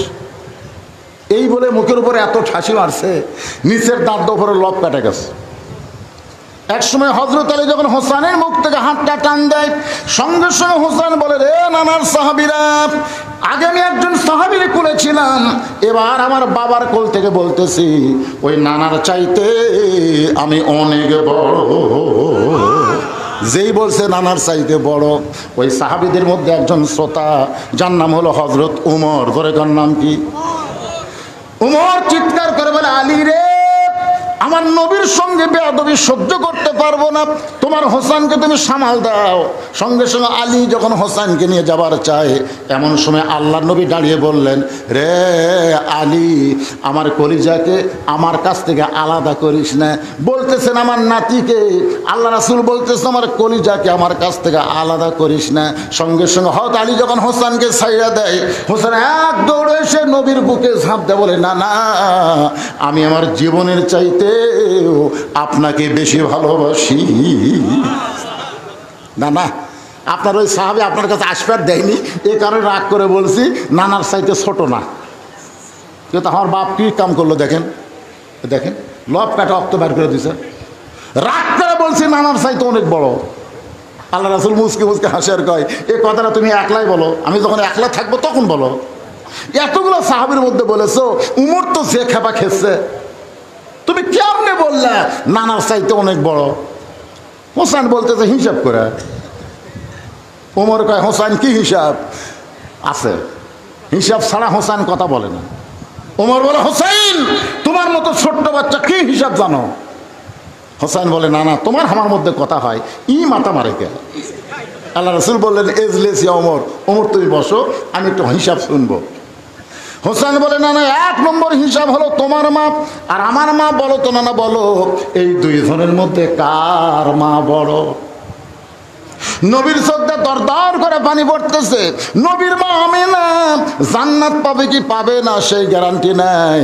আর হোসেনের মা ফাতেমা শুধু জান্নাত পাবে না, জান্নাতি নারীদের নেত্রী হবে। আমার মায়েরা যারা পর্দার অন্তরালে বসে ওয়াজ শুনতেছেন, মা প্রত্যেক জুমার দিনে সানি খুতবা ইমাম সাহেব মুসল্লিদের সামনে উচ্চারণ করে, সাইদুল আহলুল জান্নাত সাইয়্যিদাতুন নিসাই আহলুল জান্নাহ ফাতেমাতুজ জোহরা, জান্নাতি নারীদের নেত্রী হবে। সেই মেয়েটার নাম হইল জোরে কান ফাতেমাতুজ জোহরা। আমার মায়েরা শোনেন, নবী মাঝে মধ্যেই ফাতেমার ঘরে এসে বলতেন, ফাতেমা তুই নবীর মেয়ে হওয়ার কারণে জান্নাতে যাবি, এইটা কখনোই মনে করিস না। তোর বাবা বিশ্ব নবী, এই কারণে আল্লাহ তোরে জান্নাত দিবে। ফাতেমা বলে, বাবা তাহলে আল্লাহ আমাকে কেমনে জান্নাত দিবে? রাসূল বললেন, জান্নাতে যদি যাবার চাও তাহলে আমল করে জান্নাতে যাওয়া লাগবে। ফাতেমা বলে, বাবা কি আমল? রাসূল বললেন, 4টা। কয় আমল? 4টা আমল করা লাগবে। 1 নম্বর নামাজ, 2 নম্বর রোজা, 3 নম্বর স্বামীর কথা মতো চলা, 4 নম্বর সতীত্বের হেফাজত পর্দা করা। রাসূল বলেন, ফাতেমা ওই 3টা আমল যদি কম বেশি হয় আল্লাহ মাফ করে দিবে, কিন্তু পর্দার আমল কম বেশি করা যাবে না, এটা পুরোপুরি মানা লাগবে। জোরে কোন কথা ঠিক কিনা? আমাদের বাংলাদেশে মেয়েরা পর্দা মানে না, পুরোপুরি মানে বাঁচা থাকতে না, মরার পরে 5 কাপড় দেয়, খাটনিটা পর্যন্ত চাদর দিয়ে ঢাকা রাখে। হ্যাঁ, ফেরেশতারা ঘুরতেছে আর বলতেছে, আল্লাহ মেয়ে মানুষ বাঁচা থাকতে গোটা আমট্ট গ্রাম ঘুরছে, পাড়ার সব মরদ চিনে, কিন্তু মরার পরে 5 কাপড় দিয়ে চাদর দিয়ে খাটনি ঢাকছে কেন? আল্লাহ বলছে যে, ফেরেশতা ওই দেশের নাম বাংলাদেশ রে, ওই দেশ বাঁচতে মানে না রে, মরার পরে মানে রে, মরার পরে মানে। আমার মায়েদের বলতেছি, নামাজ যদি একটু কম হয়, রোজা যদি ঠিকমতো রাখতে নাও পারেন, স্বামীর সবগুলো কথা যদি নাও শোনেন, পর্দার ব্যাপারে কোনো ছাড়াছাড়ি নাই। জোরে কোন কথা ঠিক কিনা? হ্যাঁ, পর্দা। মেয়েদের পর্দা হলো 1 নম্বর আমল। আমার মায়েরা যারা পর্দার অন্তরে বসে আছেন, আল্লাহ আপনাদের জন্য হুকুম করেছেন, অকরনা ফি বুয়ুতিকুন্না ওয়ালা তাবাররাজনা তাবাররুজাল জাহিলিয়াতিল উলা। আল্লাহু আকবার। মেয়েরা ঘরের মধ্যে থাকো, ঘরের পরিবেশ নিয়ে রাস্তায় আসো। জাহেলি যুগের মেয়েদের মতন সাজুগুজু করে রাস্তায় চলা চলবে না। এ হুকুম কার? আরো জোরে বল, হুকুম কার? আমার মায়েদের বলবো, মা আল্লাহর আইন পর্দাকে আপনারা গ্রহণ করেন। পর্দার মধ্যে যদি থাকেন, আল্লাহ আপনার পেট থেকে এমন একটা সন্তান দিবে, ওই সন্তান আল্লাহর ওলি হবে। পর্দানিশী মায়ের পেট থেকে যেই সন্তানগুলো আসবে, ওই সন্তানগুলো আল্লাহর ইসলামী আন্দোলনের সৈনিক হবে। বেপর্দা নারীর পেট থেকে যারা আসবে, তারা কোরআনের সৈনিক হতে পারবে না। ধরে কোন ঠিক কিনা? বেপর্দা নারী যারা কি না, বিশ্বব্যাপী আজকে বলবো না, বেপর্দা নারী যারা শয়তানের গোডাউন, তারা শয়তানের গোডাউন বোঝেন না? পেটের ভিতর থেকে যে মালগুলা বাড়াবে, এগুলো সবগুলো শয়তান হবে। আজকে রাস্তাঘাটে তাকায় দেখেন, মানবরূপী শয়তান কম না বেশি? রোজার দিনে হোটেলের দরজাত কালো পর্দা দিয়ে সমানে খায়। এক ছেলে আমার কয়, হুজুর 11 মাস আমার খিদা কম, রোজার মাসে এত খিদা লাগে বুঝি না। আমি বললাম, তোর মার কাছে গিয়ে বল তো কেন খিদা লাগে? তোকে আমার মা কেমনে যাবে জানবে? আরে বলেই দেখ, ও মায়ের কাছে গিয়ে বলতেছে, মা 11 মাস আমার খিদা কম, রোজার মাসে এত খিদা লাগে কেন? মা বলতেছে, তোর দাদি এই সর্বনাশ করছে। তুই যখন আমার পেটে ছিলি তখন তোর দাদি আমাকে সত্য দিল যে রোজা রাখা যাবে না, রোজা রাখলে পেটেরটা যদি শুকা যায়, এই জন্য জোর করে আমাকে রোজা ভাঙ্গাইছে। আমি রোজার মাসে খাইছি, তুইও খাইছিস। রোজার মাসে পেটের ভিতরে তোর খাওয়ার অভ্যাস আছে, বাইরে এসে তুই রোজা থাকবার পারবি? এই জন্য মা যদি ভালো হয়, পেটের বাচ্চা আল্লাহর ওলি হয়, ভালো একটা সন্তান যদি চান, একটা ভালো মায়ের দরকার। জোরে কোন কথা ঠিক কি না? আপনারা বলেন তো, হাসান হোসেন যে মায়ের পেট থেকে হয়েছে, এই মাটা কেমন? আজকে সেও আমি পুরোপুরি আপনাদের করব না। আমার মা বোনদের কথা বলতে গিয়ে বললাম, মা ফাতেমার চরিত্র গ্রহণ করা লাগবে। এমন পর্দার মধ্যে ফাতেমা ছিল, রাতের অন্ধকারেই দুনিয়া থেকে বিদায় নিয়েছে, রাতের অন্ধকারে তাকে দাফন করা হলো। দাফন করার সময় কোনো মানুষ ছিল না, একজন মানুষ তাকে দাফন করে আল্লাহর কাছে ফরিয়াদ করলেন, আল্লাহ ফাতেমা পর্দা নিশি, আমি স্বামী হইয়া দোয়া করতেছি, আল্লাহ তার পর্দাকে কবুল করে নাও। এ দোয়া করার সঙ্গে সঙ্গে তাকে দেখে সামনে কয়েকটা পুরাতন কবর দেখা যায়। এই মাত্র ফাতেমার কবর দিছে, সেই নতুন কবর আর নাই। গোটা জান্নাতুল বাগে হযরত আলী দৌড়াই, ফাতেমার কবর, ফাতেমার কবর, এখনই ফাতেমার কবর দিলাম, সেই কবরটা গেল কোন জায়গায়? আল্লাহ ডাক দিলেন, আলী রে, ফাতেমা পর্দা নিশি, আমি আল্লাহ জোহরা ডিগ্রি দিয়া ফাতেমার কবরটাকেও কিয়ামত পর্যন্ত পর্দা করে দিয়েছি। এখন মায়েরা যদি ফাতেমার সঙ্গে জান্নাতে যাবার চায়, তাহলে পর্দার দরকার আছে না নাই? জোরে কান আছে না নাই? আমার মায়েদের আলোচনা এখন সমাপ্ত করে মরবো আমরা কার জন্য? মুসা বলতেছে, আল্লাহ মৃত্যুকে পছন্দ করার 2 নম্বর কারণ হলো, আমার মৃত্যুটা কেবলমাত্র আপনার জন্য অক্ষ করেছি। আজকে যারা এখানে জীবিত অবস্থায় ওয়াজ শুনতেছে, সবাই জবান থেকে বলেন, আমরা মরবো কার জন্যে? আরো জোরে বলেন। যে লোকটা বলতেছে না ও মরবে, যে বলতেছে ও মরবে, কিন্তু 2 জনের মরা এক হবে না। আজকে যারা আল্লাহর জন্য মরতে চায় না, মুখ খোলে না, মরার আগে ও করে মরবি, ওর মুখত কলেমা উচ্চারণ হবে না। আর যারা বলতেছে আল্লাহর জন্য মরবো, মান সাআলাল্লাহু তাআলা আশ-শাহাদাতা বিসিদকিন বাল্লাগাহুল্লাহু মানাজিলা শুহাদায়ে ওয়া ইম্মা তাআলা ফিরাশিহি। আল্লাহ রাসূল বলেন, ইসলামী আন্দোলনের কর্মী হইয়া বাংলার জমিনে যারা কোরআনের শাসন চালু করতে চায়, তার জীবনে যদি শাহাদাতের মৃত্যু নাও হয়, শাহাদাতের মৃত্যু নিয়ে আল্লাহর কাজ করার কারণে হাসরের ময়দানে আল্লাহ তাকে শহীদদের কাতারে দাঁড় করাইয়া দিবে। তাহলে এই নিয়ত করার দরকার আছে না নাই? আমরা মরবো কার জন্য? এই এরা কি বসো, কার জন্য মরবো? নানা, আমার 1 নম্বর প্রশ্ন হলো, তোমার মা আর আমার মা, বলো তো নানা, এই 2 জনের মধ্যে কার মা বড়? আল্লাহ রাসূল কান্দার বলে, হোসাইন, আমার মা আমিনা জান্নাত পাবে কি পাবে না এই গ্যারান্টি নাই। আর তোমার মা ফাতেমা শুধু জান্নাত পাবে না, জান্নাতি নারীদের নেত্রী হবে। 6 লক্ষ হাদিসের হাফেজাকে মা আয়েশা। সর্বোত্তম ইসলাম গ্রহণ করছে কে? মা খাদিজা। সরাল্লাহ হবেন না? এরপরেও তারা জান্নাতি নারীদের নেত্রী হবার পারবে না, জান্নাতি নারীদের নেত্রী ফাতেমা হবে। এমনি এমনি একটাই আমল বেশি ছিল, পর্দা। জোরেকার নাম কি? রাসূল বললেন, ফাতেমা, তোমার মা আয়েশা আমার সঙ্গে হজে যাবার চাই, তুমি কি যাবা? ফাতেমা বলতে, তো হজের কি দরকার, আপনি 4টা আমল করছেন, তার মতো হজ নাই। হজ আছে, নামাজ, রোজা, স্বামীর কথা মতো চলা, আর সতীত্বের হেফাজত, পর্দা করা। এই 4টা আমল করলে 8টা জান্নাত। সুবহানাল্লাহ। মা ফাতেমা হজ করেনি রে, আর এখনকার মেয়েরা হজ করতে পাগলি। আপনি একলাই যাবেন, আমাকে নিবেন না? অধিকাংশ মরদ মানুষ বউলে হজ করবার গেলে হজ হচ্ছে না, খালি বউ হেরা যায়। খালি বউ কি হয়? হেরা যায়। আমি তাই বলে বলতেছি না মা বোনদের হজ করা যাবে, তা না। মা বোনদের হজ করা যাবে যখন তাদের উপর আল্লাহ হজকে ফরজ করে দিবে। ঠিক কিনা বলেন? এই কথা কান ঠিক কিনা? হ্যাঁ। তবে মা বোনরা ইচ্ছা করলেও আমরা করতে পারে। মা আয়েশা হজ করতে গেছিলেন, মা ফাতেমা হজ করেন নাই। কারণ হজ করতে গেলে অনেক সময় পর্দার খেলাফ হয়। হজ করাও ফরজ স্বাবলম্বীর জন্যে, আর পর্দা মানা হলো দায়মি ফরজ। এই 2 ফরজের মধ্যে পর্দার গুরুত্ব বেশি। জোরে কোন কথা, ঠিক কথা কন না? হ্যাঁ।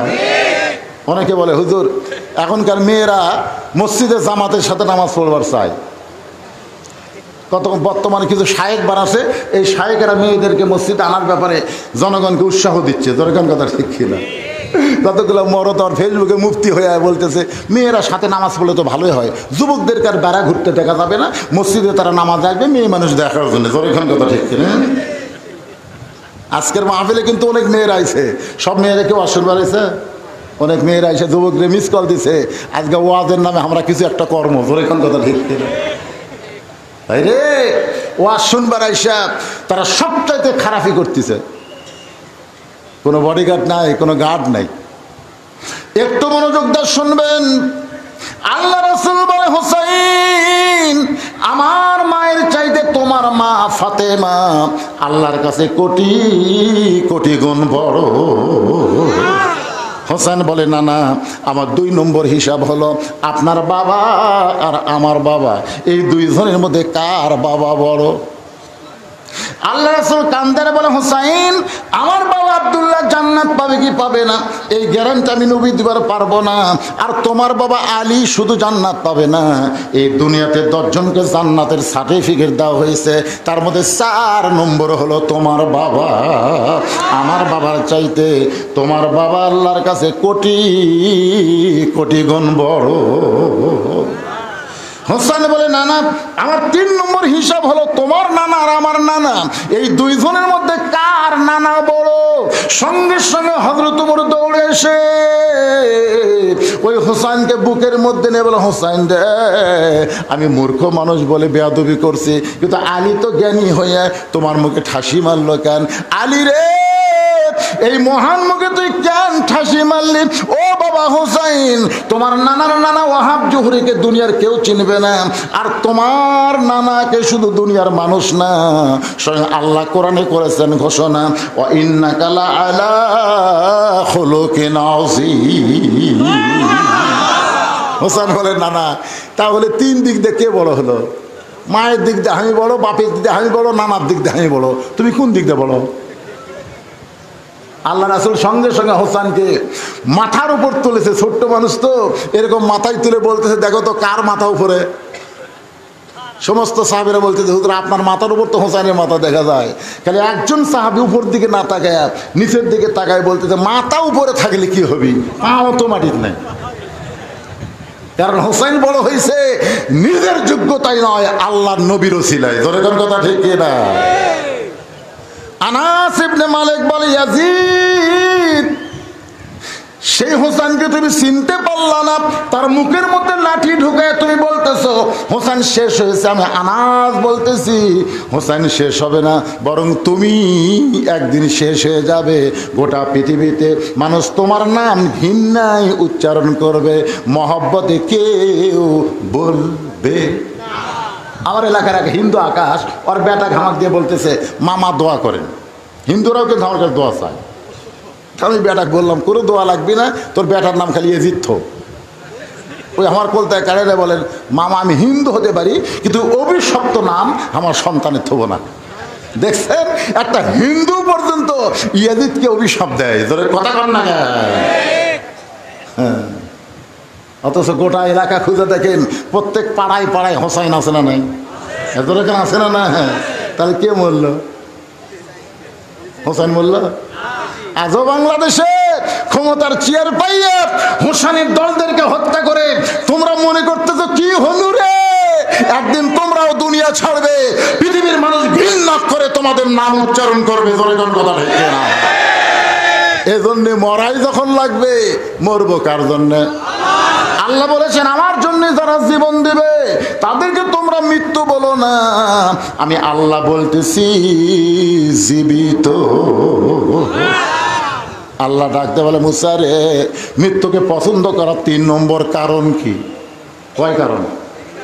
1 নম্বর কারণ হলো না মরলে জান্নাতে যাওয়া যাবে। 2 নম্বর কারণ হলো মরবো কার জন্যে? আপনারা কি বিরক্ত হচ্ছেন? এই মাঝে মধ্যে যে উঠলো কেন, ওই একটা উঠলো, একটা উঠতেছে, তার মানে ওরা বসার জায়গা পাচ্ছে না। এই না, আপনার কোন তো 5 লাখ বসতি না, ঘন ঘন নাই? এই ঘনের মধ্যে থেকে যদি কেউ উঠে যায়, কি বিরক্ত রে ভাই? না, যারকে পেশাব ঘন ঘন হয় তারা সাইডে বসেন, মাঝখানে বসলেন কেন? আল্লাহর কোরআন, অনুনাজ্জিলু মিনাল কোরআনি মা হুয়া শিফাউ ওয়া রাহমাতুল লিল মুমিনিন। আল্লাহ বলেছেন কোরআনের মহব্বত কলিজার মধ্যে নেও, আসন কোরআনের ওসিলায় পেশাব জাতীয় যত ব্যারাম আছে আল্লাহ ভালো করে দিবে। তোর ঠিক না? আপনি কি কবার চান? কোরআনের পাওয়ার কম না বেশি? আর সেই কোরআনে ওয়াজ শুনতেছেন। মৃত্যুকে পছন্দ করার তিনটা কারণ, দুটার কারণ কেবল কইছি, 3 নম্বর মজার কারণ এখনো বলিনি। উঠেন কেন ভাই? সারা রাত চলবি না? সারা রাত কেন চলবে? কেমন করে ঘুমাও তুমি ফজর করে কাজা, এমনও হতে পারে তোমার জোহরে জানাজা। তখন আমরা বলবো ফজর কাজা হওয়ার কারণ হলো আমরা ওয়াজ শুনছি, আর ওয়াজ শোনার পরে এমন ঘুমায় গেছি আমরা চেতন পাইনি। এই জন্যে আপনাদের এলাকায় খেয়াল করে দেখবেন মসজিদের কোনো মুয়াজ্জিন ওয়াজ শোনে না।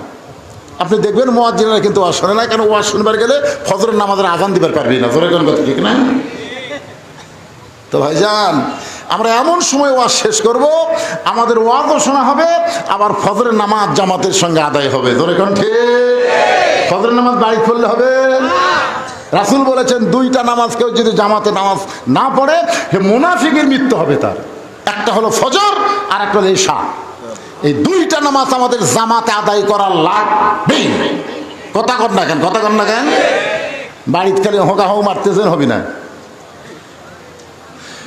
ফজরের নামাজ যদি আমরা জামাতে পড়তে চাই, সময় মতো আলোচনা শেষ করব।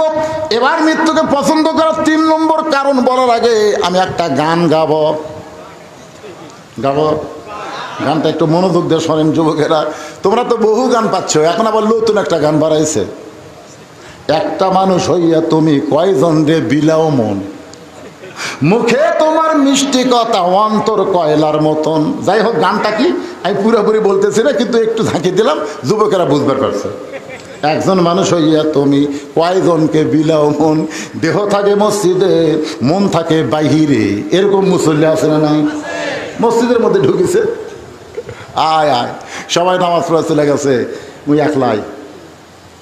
জুতা চোর চিন্তা করে কেউ তো নাই রে, মুই একলাই। আর জুতা খুঁটি খুঁজে দেখে দরজাত নেই। আস্তে আস্তে ওর কাছে এসে দেখে ওর কাছেই বাক্স, ওই বাক্সর মধ্যে 1000 টাকা নতুন জুতা থুয়ে ওই নামাজ পড়তেছে। চোর মনে করতেছে 4 রাকাত সুন্নত পড়তে অনেক টাইমই লাগবে, আমি এই সুযোগে জুতাটা নিয়ে যাই। ওই কেবল জুতা হাত দিতেই ওই নামাজ বাদ দিয়ে খফ করে হাত ধরছে। চোর বলছে, ভাই আপনি তো নামাজ পড়তেছেন, নামাজে বলতেছি জিহাতেল কাবা ওয়া জুতা। আমার মুখ আছে কাবার দিকে, চোখ আছে জুতার দিকে, তুই আমার জুতা চুরি করবি? চোর কয় আল্লাহ কে রে? আল্লাহ কয় একজন জুতা চোর, একজন নামাজ চোর। আজকে মসজিদের মধ্যে ঢুকি, দেহ ঢুকলেও মন ঢোকে না। ধরে কোন কথা ঠিক? একটু মনোযোগ দিয়ে শুনবেন। যে গানটা আমি গাইতেছি, গানটা একটু মনোযোগ দিয়ে শুনবেন যুবকেরা। কত ভাইরাল গান তোমরা শুনলে, এই গানগুলো তোমরা মনে রাখতে পারো না। চলতে পথে 2 দিন থামিলাম, যাবার কালে একজন আরো দেখা না পাইলাম। কতজনকে কত কি দিলাম, যাবার কালে একজন আরো দেখা না পাইলাম। ও আমার সাদের মালা যাই রে ছিঁড়ে, রইব না আর বেশি দিন তোদের মাজারে। ডাক দিয়াছেন, হ্যাঁ একজন কথা, বাদ বাকি দয়াল মারতেছে। ডাক দিয়াছেন আল্লাহ আমারে, রইব না আর বেশি দিন তোদের মাজারে। চলতে পথে 2 দিন, জোরে কোন কয় দিন? হায় হায়, গার কাত করে দেখতেছে। কি দেখতেছেন ভাই? কই 6 তলার ভিত দিছি ভাই রে, 4 তলা হসে রে, রড বার করে থুছি, আর 2টা তলা করবার পারলেই জীবন ধন্য রে। 2 কান্দের ফেরেশতাকে আল্লাহ, এই শালার কান্দ থাকবো না, এর কান্দ থেকে কি লাগবো? ওই দুনিয়ার বাড়ি দেখতেছে, একবার নিচের দিকে তাকায় না, যখন অল্প সময়ের মধ্যে কবরে যাওয়া লাগবে। তোর এখন কথা ঠিক না? এমন আযাব দিবে রে ভাই কবরের ওই মাটিতে, গলা ফেটে রক্ত করবে চিৎকারের ওই চোটেতে, কিন্তু যেদিন ডাক পড়িবে কবর মাঝে যাইতে, জোগাড় কিছু করছো বন্ধু তার মাঝে বিছাইতে। যে কোনো সময় আমাদের সামনে মৃত্যু আছে না নাই? সামনে না পিছনে? কথা কয় না। খুব মনে করতেছেন আমি মৃত্যুকে ড্যাঙ্গায় সামনে যাবো। জিল্লুর রহমান যখন দুনিয়া থেকে বিদায় নিচ্ছে, ওই সময় একজন ঘোষক মাইক না বলতেছে 5 স্তরের নিরাপত্তা আছে, 5 স্তরের। Army, RAB, BGB, police, answer বাহিনী, তোমরা কি প্রস্তুত? আমি যেই বাড়িতে ছিলাম ওই বাড়িও কিন্তু মুক্তিযোদ্ধার বাড়ি, যেরকম ঠিক কিনা। তখন এরকম রাইফেল তুলে ঠাস ঠাস করে ফাঁকা গুলি করতেছে। মুনকির নাকির বলতেছে আল্লাহ, যে হারে নিরাপত্তা দেওয়া শুরু হলো আমরা কি ফেরত যাবো? আপনারা কি মনে করতেছেন মুনকির নাকির ফেরত যাবে? কি করবে? মুনকির নাকির কবরের মধ্যে গিয়ে 3টা প্রশ্ন করবে। একটু মনোযোগ দিয়ে শুনুন। মুসা বলতেছে আল্লাহ, মৃত্যুকে পছন্দ করার 3 নম্বর কারণ এইটা আমাদের সকলকে পছন্দ করা লাগবে। যতই বাড়ি করেন গাড়ি করেন এগুলো রাইখাই কিন্তু আমাদের যাওয়া লাগবে। ধরে কোন ঠিক কিনা ভাই? গভীর রাত্রে নবী চেতন পাইছে, রাসূল তাকায় দেখে তার বিবি খাদিজাতুল কুবরা পাগলের মতন কাঁদতেছে। আল্লাহ নবী বলে, খাদিজা আমি নবী ঘুমাই, দুনিয়ার সব মানুষ ঘুম পাড়ে, অথচ আপনি গভীর রাত্রে এমন করে কাঁদেন। খাদিজা বলতেছে, রাসূল আল্লাহ যে কোনো সময় আমার মৃত্যু হবে, আমি যে কোনো সময় মরে যাব হুজুর। মরার পরে যে অন্ধকার কবরে আমাকে রাখা আসবে, আপনি বলেছেন সর্বশেষে যেই ব্যক্তি কবরে যাবে কবরের ঘরে তাকে 50,000 বছর থাকা লাগবে। যে ঘরে দরজা নাই, জানলা নাই, কারেন্ট নাই, বাতি নাই, ফ্যান নেই, ওই মাটির অন্ধকার কবরে আমি খাদিজা 50,000 বছর কেমনে থাকবো? এই চিন্তা করার কারণে আমার চোখে ঘুম ধরে না, আমি পাগলের মতন কাঁদতেছি। সঙ্গে সঙ্গে খাদিজা নবীর কপালে চুম্বন দিয়ে বলে, খাদিজা ওই আল্লাহর শপথ করে বলতেছি, ঈমান গ্রহণ করার পরে আপনি আল্লাহর সঙ্গে যে সম্পর্ক গড়ে তুলেছেন, আল্লাহ আপনার কবরকে জান্নাত বানায়া দিবে। কি বুঝলেন? কি বুঝলেন? রাসূল বলতেছেন আপনি ঈমান গ্রহণ করার পরে আল্লাহর সঙ্গে যে সম্পর্ক গড়ে তুলেছেন, তাহলে লা ইলাহা ইল্লাল্লাহ মুহাম্মদ রাসূলুল্লাহ এই ঈমান গ্রহণ করার পরে আল্লাহর সঙ্গে আমাদের সম্পর্ক করার দরকার আছে না নাই? কি দিয়া সম্পর্ক করবেন? এই নামাজিরা কবরে যখন যাবেন, মুনকির নাকির এসে জিজ্ঞাসা করবে, মান রব্বুকা, তোমার রব কে? আপনার কোয়া লাগবে, আপনি আরামে ঘুম পাড়বেন, আপনার নামাজ দাঁড়িয়ে যাবে। মুনকির নাকিরকে বলবে, এই মুনকির নাকির কাকে রব সম্পর্কে প্রশ্ন করতেছ? বলে, যাই শুয়ে আছে তাকি। এই মুনকির নাকির, যাকে রব সম্পর্কে প্রশ্ন করতেছ সে সারা জীবন কয় ওয়াক্ত নামাজ পড়ছে হিসাব দে। মুনকির নাকির বলে, আমাদের কাছে তো ক্যালকুলেটর নাই। তো ক্যালকুলেটর নাই তো কিসের রব? তোরা জানিস এই লোকটা যাকে তুই মান রব্বুকা প্রশ্ন করতেছিস, ওই মসজিদের মধ্যে ঢুইকাই নামাজের নিয়ত করার পরই বলতো আলহামদুলিল্লাহি রব্বিল, রুকুতে গিয়ে বলতো সুবহান রাব্বিয়াল আযীম, সেজদাত গিয়ে বলতো সুবহান রাব্বিয়াল আলা। দুনিয়াতে যে এত রব রব করে কেবল কবরতে এসে একটা আরামের ঘুম দিছে, এটা কি প্রশ্ন রে? মুনকির নাকির বলে, আল্লাহ তোমার বান্দাকে মান রব্বুকা প্রশ্ন করার কারণে নামাজ যে খেপা খেপছে, আমরা কি করব? আল্লাহ বলতেছে, নামাজ না কবর আইছে, তার রবের উত্তর হয়ে গেছে। আজকে কারা কারা এশার নামাজ পড়েননি? না আমি বলতেছি না, হাত তোলেন, সেটা বলতেছি না। আপনাকে বিবেক আছে না নাই? সবচাইতে বড় আদালতের নাম কি? সেই বিবেককে প্রশ্ন করেন। আপনি ইচ্ছা করে এশার নামাজ না পড়ে ওয়াজ শুনতেছেন, ফজর আগে যদি আপনার মৃত্যু হয়, রাসূল বলেছেন মান তারাকা সালাতু মুতাম্মিদান ফাকাত কাফারা, ইচ্ছা করে এক ওয়াক্ত নামাজ যে বাদ দিল আল্লাহর সঙ্গে কুফরি করলো। নিজের বিবেককে প্রশ্ন করেন। ভাই এশার নামাজ না পড়ে আপনি বিছানায় ঘুমাতে যান, একটু মনোযোগ দিয়ে শোনা লাগবে। রাসূল বলেন, খাদিজা ওই আল্লাহর শপথ করে বলতেছি, ঈমান গ্রহণ করার পরে আপনি আল্লাহর সঙ্গে যে সম্পর্ক গড়ে তুলেছেন, আল্লাহ আপনার কবরকে জান্নাত বানায় দিবে। ঈমানের পরে আল্লাহর সঙ্গে সম্পর্ক করতে গেলে 1 নম্বর ইবাদতের নাম হলো নামাজ। জোরে বলেন, নাম কি? এই 5 ওয়াক্ত নামাজ আমাদেরকে আদায় করা লাগবে। মসজিদের পাশে মাহফিল, এত সুন্দর মসজিদ, পুরাতন মসজিদ, এই মসজিদটা শুধু বানাইলে হবে না, মসজিদ ভরান লাগবে। জোরে কোন কথা ঠিক? বর্তমান প্রধানমন্ত্রী 564টা মসজিদ বানিয়ে দিয়েছে। পৃথিবীর কোনো প্রধানমন্ত্রী এত মসজিদ বানায়নি যেটা বাংলাদেশের প্রধানমন্ত্রী বানালো।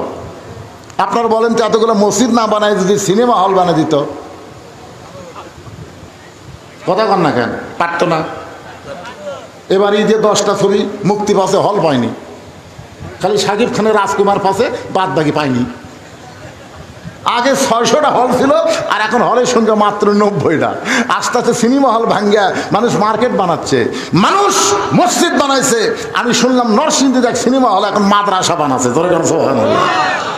এক সময় সিনেমা হতো, আজকে সেখানে মাদ্রাসা হচ্ছে। তার মানে কি বুঝতেছেন?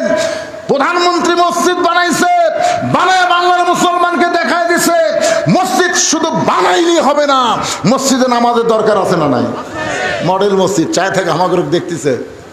আমরা যাওয়ার সঙ্গে আসসালামু মসজিদ থাক, আপনাকে আক্কেলপুরে দেখবেন এই সোনার ভিতর দিয়ে আসতে একটা মসজিদ আছে না নাই? হ্যাঁ, কি মসজিদ? ও আমি ওদের গাড়ি থামে দেখি। আমি প্রধানমন্ত্রীকে অনুরোধ করব, খালি মসজিদ বানালে হবে না, এই মসজিদ ভরানোর একটা ব্যবস্থা করা লাগবে। তোর এখন কথা ঠিক? আল্লাহ কোরআনে বলেছে, আল্লাযীনা ইম্মাক্কান্নাহুম ফিল আরদ, মুসলমানের মধ্যে কাউকে যখন ক্ষমতা দেওয়া হবে, মুসলমানের কেউ যদি প্রধানমন্ত্রী হয়, তার 1 নম্বর দায়িত্ব হলো পদ্মা সেতু নির্মাণ করা, 1 নম্বর দায়িত্ব হলো 564 মসজিদ করা, 1 নম্বর দায়িত্ব হলো আটো রাস্তা ওসার করা, ফুল লাইন রাস্তা করা। এগুলো একটাও 1 নম্বর দায়িত্ব না। 1 নম্বর দায়িত্ব হলো আকামুস সালাত, নামাজ কায়েম করা। জোরে কোন কথা ঠিক কিনা?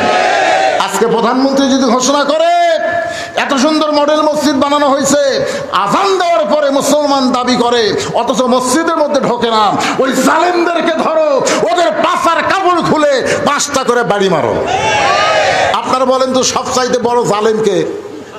আজান শোনার পরে মুসলমান দাবি করে, নামাজ পড়ে না, এর চাইতে বড় জালেম আর দুনিয়াতে নাই। পুলিশদেরকে বলতেছে, ওই আজান দেওয়ার সময় যারা বাহিরে ঘুরতেছে ধরে পাছার উপর 5টা করে বাড়ি বসাও। আজকে আমি পুলিশ ভাইকে বলবো, আলেমদেরকে না ধরে জালিমদের ধরেন। উল্টা হয়ে গেছে, উল্টা হয়ে গেছে। জালিমদের না ধরে আলেমদের ধরতেছে। আপনি কি মনে করতেছেন খালি সরকারি আইন করে দেখুক 5টা করে বাড়ি বসালে মুয়াজ্জিন আজান দেওয়া লাগবে? আজানের আগেই খালি ঘড়ি দেখবি। আমি সরকার প্রধানকে বলবো, শুধু মসজিদ বানালে হবে না, আল্লাহর সঙ্গে সম্পর্ক গড়াইতে গেলে আমাদের যুবকদেরকে নামাজ আদায় করা লাগবে। হয়তো বলতেছেন, হুজুর যুবক বয়সে কেন? আর নামাজ এমন একটা ইবাদত ভাইজান, এইটা সব বয়সে হয় না। নামাজটা ধরতে হবে 7 বছর থেকে তালিম, আর 10 বছর থেকে জোর করে। এই নামাজটা যদি আদায় করতে পারেন, সম্পর্ক হবে কার সাথে? রাসূল বলে, খাদিজা ওই আল্লাহর শপথ করে বলতেছি, ঈমান গ্রহণ করার পরে আল্লাহর সঙ্গে সম্পর্ক গড়েছেন, আল্লাহ আপনার কবরকে জান্নাত বানায়া দিবে। খাদিজা বলতেছে, ইয়া রাসূলুল্লাহ, আমার বিশ্বাস আমার কবর আল্লাহ জান্নাত বানায় দিবে, কিন্তু হুজুর আপনার কাছে যদি কিছু চাই আপনি কি আমার দিবেন না? রাসূল বলে, খাদিজা নাউজুবিল্লাহ, 3 বার বলো নাউজুবিল্লাহ, নাউজুবিল্লাহ, নাউজুবিল্লাহ। নবী বুঝাই দিলেন, কেউ যদি কিছু পাবার চাও, আল্লাহ ছাড়া নবীর কাছেও চাওয়া চলবে। আল্লাহর ধন নবীরে দিয়ে, আল্লাহ আছে গায়েব হইয়া, নবীর ধন খাজানিয়া শুয়ে আছে আজমিরে, কেউ ফিরে না খালি হাতে, খাজারে তোর দরবারেতে। ইয়াকা নাবুদু ওয়া ইয়াকা নাস্তাইন। নামাজের মাধ্যমেই বান্দার সম্পর্কে আল্লাহর কাছে এমন হবে ওই বান্দা জীবন দিবে কিন্তু আল্লাহ ছাড়া অন্য কারো কাছে সাহায্য চাবে না। জোরে কোন কথা ঠিক কিনা? একমাত্র সাহায্য করার মালিক কে? ফিলিস্তিনি মুসলমান প্রতিদিন মসজিদে যায়, কেউ নামাজ আদায় করার পারে আর কেউ দুনিয়া থেকে বিদায় নেই, প্রতিদিন যায়। ঈদের দিনেও গুলি করা হলো, 122 জন ফিলিস্তিনি মুসলমানকে ওরা হত্যা করলো। এরপরেও মুসলমান কিন্তু যাওয়া বন্ধ করে দেয়নি। কেন যাচ্ছে? কেউ আদায় করতেছে নামাজ আর কেউ আল্লাহর কাছে পৌঁছে যাচ্ছে। ধরে এখন সুবহানাল্লাহ। একটু মনোযোগ দেন। খাদিজা বলে, রাসূলুল্লাহ আপনি 3 বার নাউযুবিল্লাহ বলার কথা কেন বললেন? 3 বার নাউযুবিল্লাহ বলার কথা কেন বললেন? রাসূল বলে, খাদিজা আল্লাহ ছাড়া নবীর কাছেও চাওয়া চলবে না। খাদিজা বলে, হুজুর আপনার কাছে এমন একটা জিনিস চাই সেইটা আল্লাহর দেওয়ার মতন ক্ষমতা নাই। নবী সুনকে বলে, খাদিজা আপনি আমার কাছে কি চান যেটা আল্লাহ দিবার পারবে না? খাদিজা বলে, হুজুর আপনি দীর্ঘ 37 বছর পর যখন গাড়ি সুরের মধ্যে ঢুকলেন, ওই গাড়ি সুরের মধ্যে আপনি একটা সাধনা করলেন, ওই সাধনা করার পরে আল্লাহ তাআলা কোরআনের 5টা আয়াত প্রথম আপনার উপর নাজিল করলো। প্রথম কোরআনের 5টা আয়াত, জোরে বলেন কয় আয়াত? খেয়াল করেন হুজুর, আপনি আর গাড়ির সুরের মধ্যে যান, গাড়ি হীরার মধ্যে যান নাই, জামালে নূরের মধ্যে আপনি যান নাই। আপনি আসার পরে আমি খেয়াল করে দেখলাম আপনি পরনের যে জুব্বাটা, যেই জুব্বা পরা অবস্থায় ফেরেশতা জিবরাইল আপনার সঙ্গে কোলাকুলি করছে, যেই জুব্বা পরা অবস্থায় আল্লাহ তাআলা আপনার উপর কোরআন আয়াত নাজিল করছে, ওই জুব্বাটা আপনি যত্ন করে রাইখা দিয়েছেন। আমার মনে বড় আশা আমি মরে যাওয়ার পর এই জুব্বাটা আমার কাফনের কাপড় দিয়া দিবেন।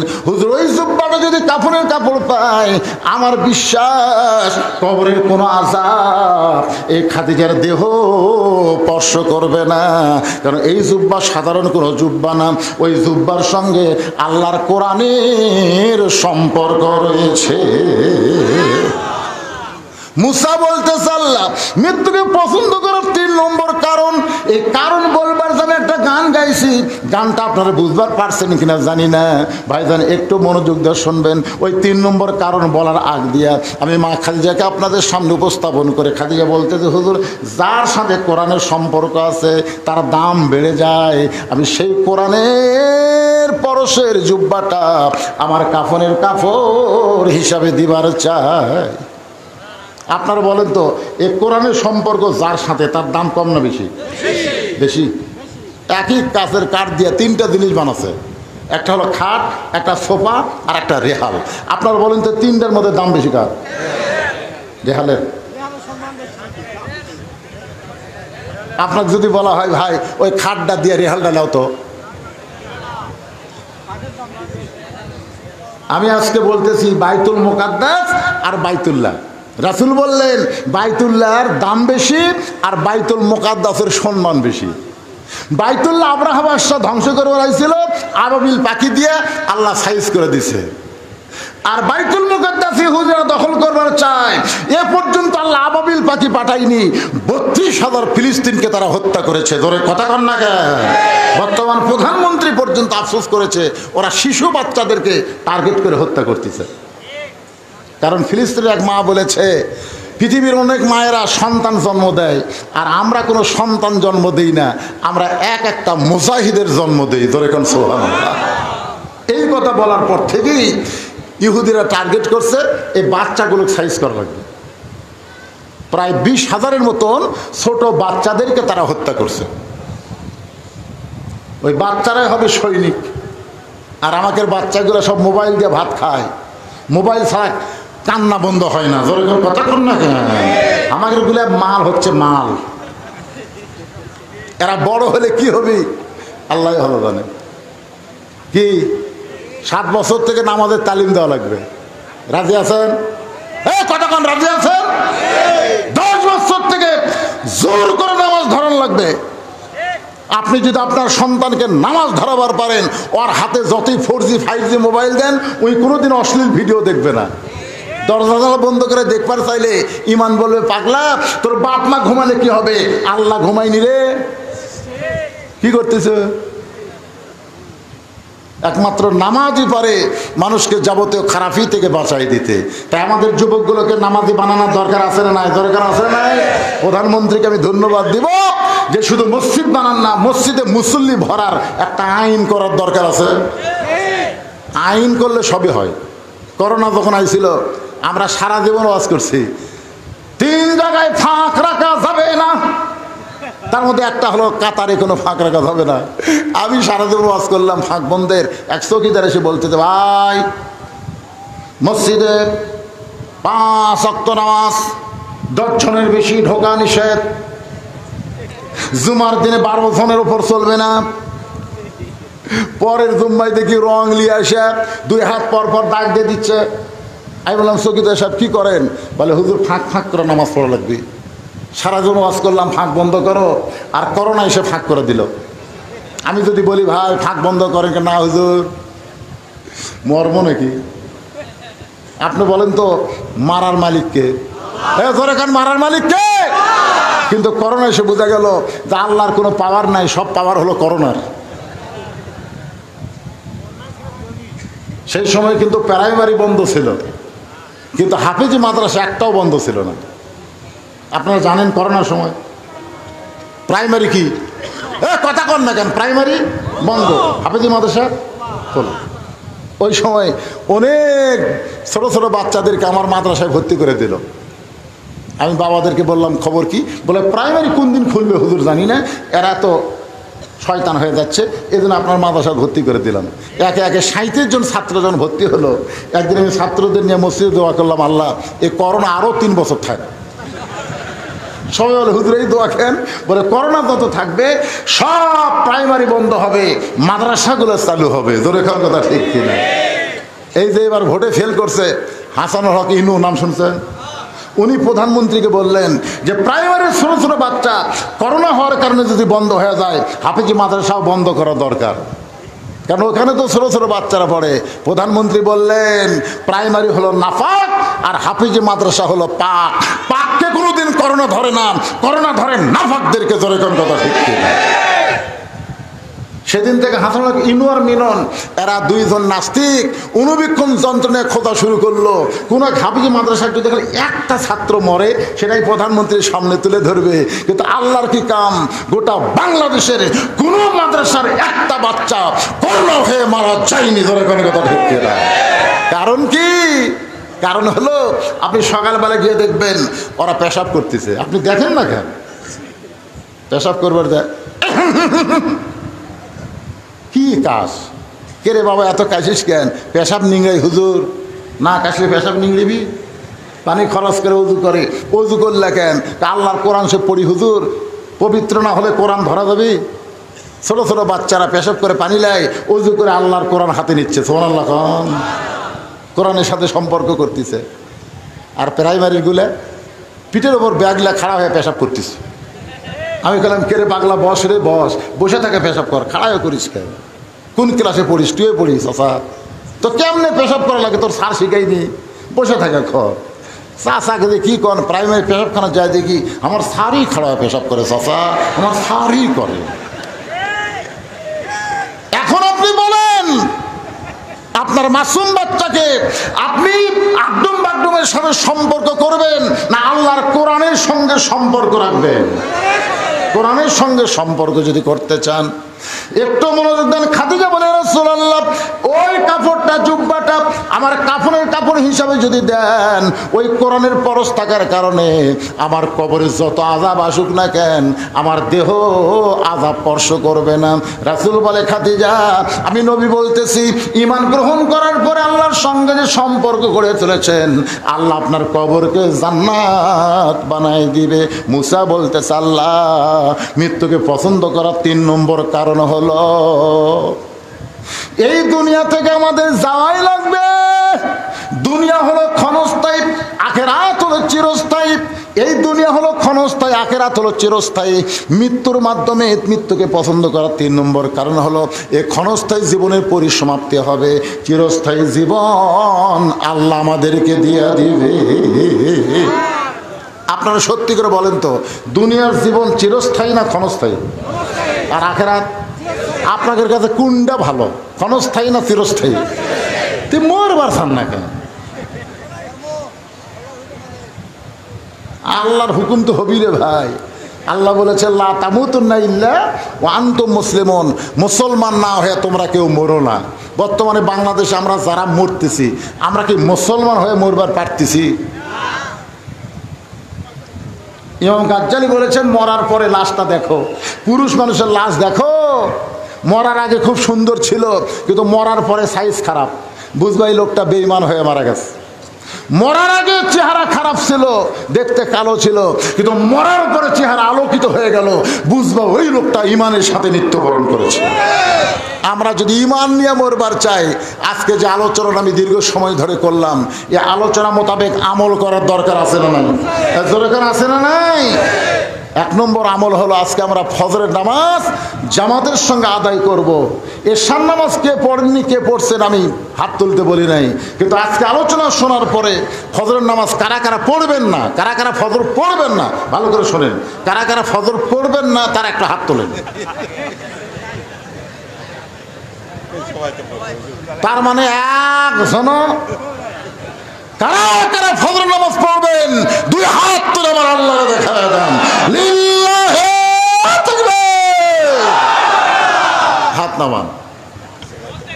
আমাকে এখানে বলেছে হুজুর এখানে আপনার কোনো কালেকশনের দরকার নেই, তার মানে এইটা কোনো কালেকশনের মাহফিল নয়, এখানে হচ্ছে মুসল্লি কালেকশন। আপনার বলেন তো সে হারে ফজর নামাজ পড়ার জন্য হাত তুলছেন কিরে, এটা ঝাঁকির মাথা তুলছেন নাকি? এই ছেলেরা, এই কি খবর? লিমা তাকুলু মা লা তাফালুন, আপনার মুখের কথার সাথে কর্মের যদি মিল না হয় টাটকা মুনাফিক। আমরা ফজরের নামাজ জামাত আদায় করার জন্যেই বক্তাকে 10টায়, 10:30টায়, 11টায় তুলে দেওয়া হয় নাই, 9:30টায় মন চানা হয়েছে যে আমরা এমনভাবে ওয়াজ শুনবো এবং ওয়াজ শেষ করে মোনাজাত করে বাড়িতে গিয়ে ঘুম পাড়বো, ফজরের নামাজ জামাতের সঙ্গে আদায় করব। এখন বাজতেছে রাত 11:30। আল্লাহ আমাদের সবাইকে ফজরের নামাজ জামাতে আদায় করার তৌফিক দান করুক, সকলে বলেন আল্লাহুম্মা আমিন। যারা কষ্ট করে মেহনত করে হাজার হাজার টাকা খরচ করে আজকের এই জান্নাতের বাগান লাগাই দিয়েছে, তাদের জন্য দোয়া করার দরকার আছে না নাই? যুবকদের জন্য দোয়া করার দরকার আছে না নাই? মাননীয় মেয়র সাহেবের জন্য দোয়া করার দরকার আছে না নাই? সবার জন্য আমরা সবাই দোয়া করব। ফিলিস্তিনি মুসলমানের জন্য দোয়া করার দরকার আছে না নাই? বৃষ্টি হচ্ছে না, তীব্র গরম, এত গরম, অনেক গাছের আমের মুকুল ধরলো, সেই মুকুল শুকা সব ধরে গেল। জোরে কর কথা ঠিক। আজকে লিচু নাই, আম নাই, তরমুজ তো প্রথম দিকে 100 টাকা করে লাগছিল। জোরে কর ঠিক কিনা ভাই? আমি এক মাহফিলে বললাম যে এরা পচনশীল খাবার, আপনারা খালি 7 দিন তরমুজ কিনা বন্ধ করেন, এমনি দাম কমে যাবে। জোরে কেন ঠিক না? আমার এই ওয়াজটা এত ভাইরাল হলো, রমজান মাসে ওয়াজ, সবাই কে 7 দিন খাবো না রে, কি হবে? কেউ আর তরমুজ কিনবার যায় না, পচন শুরু হয়ে গেল গরমে। তরমুজের দাম এক ধাপে 100 থেকে 30 হতে আসছিল। জোরে কেন ঠিক কিনা? আমাদের বাংলাদেশে কতগুলো অসাধু ব্যবসায়ী সময় মতো তারা দাম বাড়ায়, আবার গরমের কারণে তরমুজের দাম কিন্তু বাড়তিছে। ধরে কোন কথা ঠিক কিনা? কত এই আবার 60 গেছে। তো এই যে তীব্র তাপদাহ চলতেছে, আমি আবার দেখলাম যে মে মাস থেকে নাকি আরো তাপ বাড়বে। আপনারা কোনদিন শুনছেন বাংলাদেশে 44 ডিগ্রি তাপমাত্রা শুনছেন? হায় হায় রে, আজকে দুবাই বন্যা হলো আর বাংলাদেশে পানি হয় না। পানি হওয়ার জন্য দোয়া করার দরকার আছে না নাই? আরে ভাই মাঝখান থেকে উঠেন কেন রে ভাই? এখন দোয়ার জন্য আমরা মুহতাজ হব আল্লাহর কাছে, এই সময় ওঠেন কেন? সবাই ইস্তেগফার পড়েন, আস্তাগফিরুল্লাহাল্লাযী লা ইলাহা ইল্লা হুয়াল হাইয়ুল কাইয়ুম ওয়া তুবু ইলাইহি। জি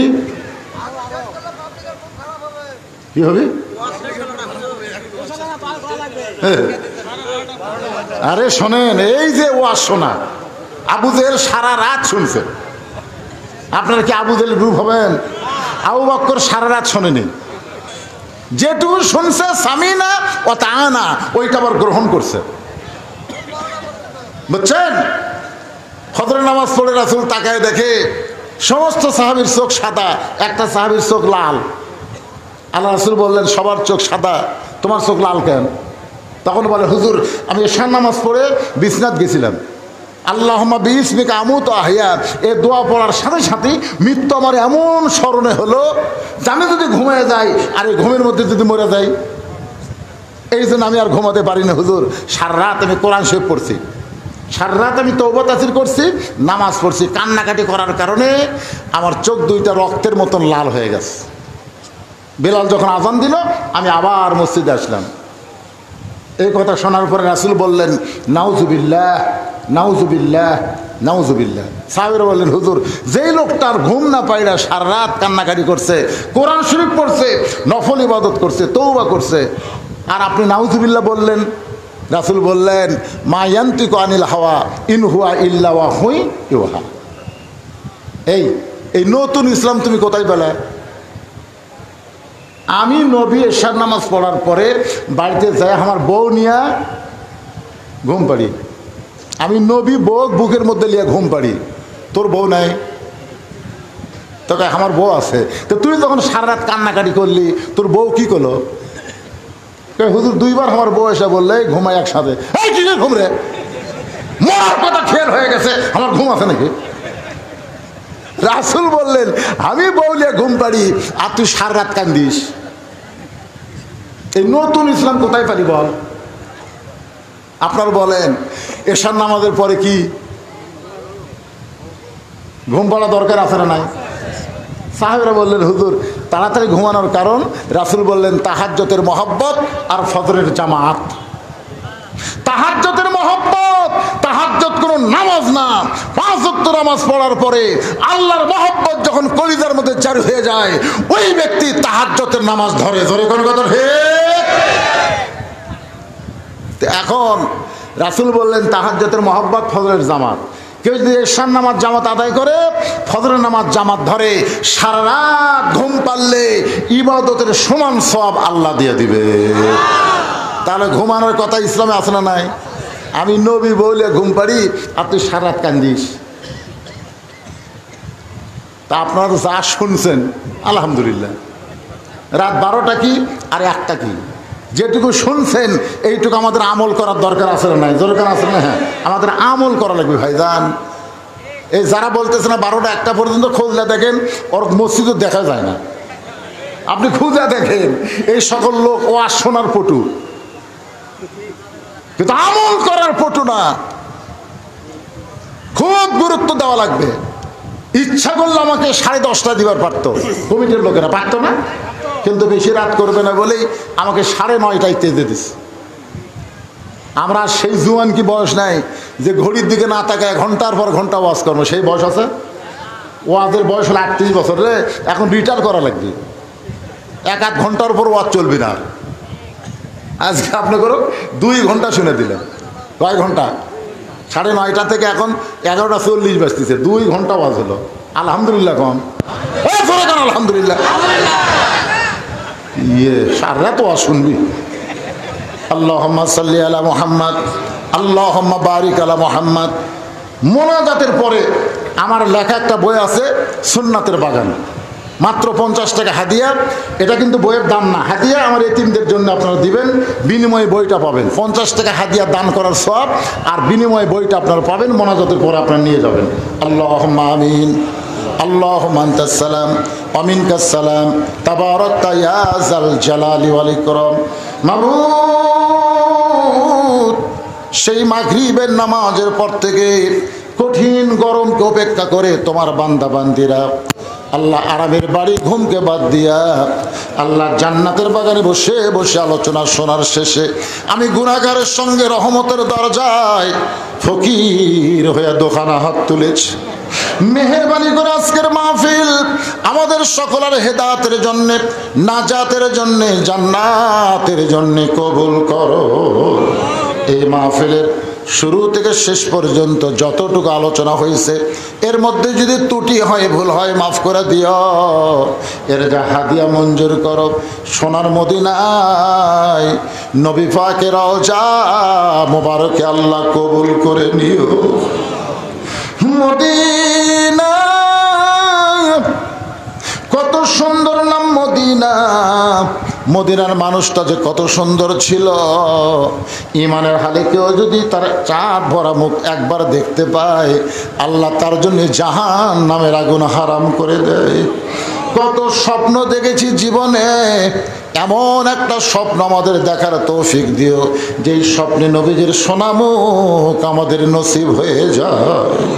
তামাম আম্বিয়াই কেরাম, আসহাবে কেরাম, তাবিনে কেরাম, তাবিনে কেরাম, তামাম পৃথিবীর মাটির নিচে যত মুমিন মুমিনা আছে আল্লাহ সকলের আরওয়াহ পরে হাদিয়া কবুল করো। ও মাবুদ, আমরা যারা হাত তুলেছি আমাদের জনম দুঃখনী মা যাদের কবরে গেছে, ছোট্ট একটা শব্দ হলো মা, এই নামের যে কি মধু, যাদের মা নাই তারাই বুঝতেছে। এই দরদের মা যাদের কবর গেছে আল্লাহ মেহেরবানি করে মায়ের কবরকে জান্নাতের টুকরা বানিয়ে দাও। বাবার বাড়িঘর সবই আছে, আমাদেরকে ফাঁকি দিয়া যেভাবে তিম হয়ে কবরে আছে আল্লাহ মেহেরবানি করে বাবার কবরকে জান্নাতের টুকরা বানায়া দাও। আল্লাহ যেই বাড়িতে ছিলাম, মুক্তিযোদ্ধার বাড়ি, তার বাবা চৌধুরী তার আমলে বাড়ি বানাইছে, আজও সেই বাড়িখানা আছে। ও মাবুদ মাওলা, আজকে বারবার সেই বাবার কথাই মুরব্বী বলতেছিল, বাবার কথা এখন মুখে উচ্চারণ করা যায় কিন্তু বাবা নাই রে, অন্ধকার কবরে গেছে, মা নাই রে কবরে গেছে। আল্লাহ তোমার দরবারে বলি রব্বি রাহমহুমা কামা রব্বায়ানি সগীরা। আমাদের দাদা দাদি নানা নানি আত্মীয় স্বজন শ্বশুর শাশুড়ি যাদের কবরে গেছে আল্লাহ কবরবাসীদের মাফ করে দাও। এই পশ্চিম আমট্ট মসজিদকে কিয়ামত পর্যন্ত কবুল করো। তোমার যেই বান্দারা কষ্ট করে মেহনত করে গরমের দিনে জান্নাতের বাগান লাগাইছে তাদের সকলকেই জান্নাতি কবুল করো। এই মাহফিলের জন্য যারা সর্বাত্মক সহযোগিতা করেছে, বুদ্ধি দিয়ে, পরামর্শ দিয়ে, অর্থ দিয়ে আল্লাহ এই মাহফিল ওসিলায় তাদের সকলকে জান্নাতি কবুল করো। আজকের মাহফিলের সম্মানিত সভাপতিকে আল্লাহ তুমি কবুল করো। আজকের মাহফিলের সম্মানিত প্রধান অতিথিকে মেয়র সাহেবকে আল্লাহ তুমি কবুল করো। আমার প্রশাসনের ভাইরা, এই আক্কেলপুর থানার প্রশাসনের ভাইরা যারা মাহফিলের ব্যাপারে সর্বাত্মক সহযোগিতা করেছে আল্লাহ তাদের প্রতি তুমি খাস রহমত করো। যেই ছেলেরা ভলেন্টিয়ারের দায়িত্ব পালন করেছে, রাস্তা দিয়ে গাড়ি চলাচল করতো, গাড়ি ঘোড়া বন্ধ করে দিয়া মাহফিলের সৌন্দর্য যারা বর্ধন করেছে আল্লাহ তাদের সকলকে 5 ওয়াক্ত নামাজি কবুল করো। আল্লাহ মায়েদের জন্য দোয়া করি, আল্লাহ আমার মায়েরা পর্দা নিশি কবুল করো, এমন পর্দা গ্রহণ করার তৌফিক দাও মা ফাতেমার সঙ্গে যেন আমার মায়েরা জান্নাতি হয় আল্লাহ কবুল করো। আমি সহ আমরা যারা অসুস্থ হাত তুলেছি আল্লাহ সুস্থতার নিয়ামত দান করে দাও। অনেক অনেকভাবে দোয়া চেয়েছে আল্লাহ সকলের হকে দোয়াকে কবুল করো। আল্লাহ গোটা বিশ্বের মুসলমানকে হেফাজত করো। ফিলিস্তিন মুসলমানকে আল্লাহ তুমি বিজয় দাও। তোমার বাইতুল মুকাদ্দাস মুসলমানকে তুমি দিয়ে দাও আল্লাহ। আল্লাহ আসমানের বালা আসমানে নাও, জমিনের বালা জমিনে দাবায়া দাও, রহমতের বৃষ্টি বর্ষণ করো আল্লাহ। আল্লাহ তোমার নবী বলেছেন তীব্র গরম যখন বেড়ে যায় জাহান্নামে নিঃশ্বাস তখন সেখানে চলে আসে। আল্লাহ আমাদের পাপে আমাদেরকে গ্রেফতার করো আল্লাহ, আমাদের মাফ করে দাও আল্লাহ, আমাদের মাফ করে দিয়ে রহমতের বৃষ্টি বর্ষণ করো। বৈশাখের ঝড় বৃষ্টি দিও না আল্লাহ, কোনো গজব দিও না। মাঠে ময়দানে যে ফসলগুলো আছে আল্লাহ নিরাপত্তার সাথে ফসলগুলো মুসলমানের আমাদের সকলের বাড়িতে আসার তৌফিক দিয়ে দাও আল্লাহ। আক্কেলপুরে ব্যবসা বাণিজ্যের মধ্যে যারা লিপ্ত আছে ব্যবসা বাণিজ্যে বরকত দিয়ে দিও। চাকরি বাকরিকে করলে চাকরির মধ্যে বরকত দিয়ে দিও। মজুর খেতে খামারে কাজ কাম করে আল্লাহ তাদের দৈহিক শক্তি বাড়ায় দাও। সবাইকে 5 ওয়াক্ত নামাজি কবুল করো।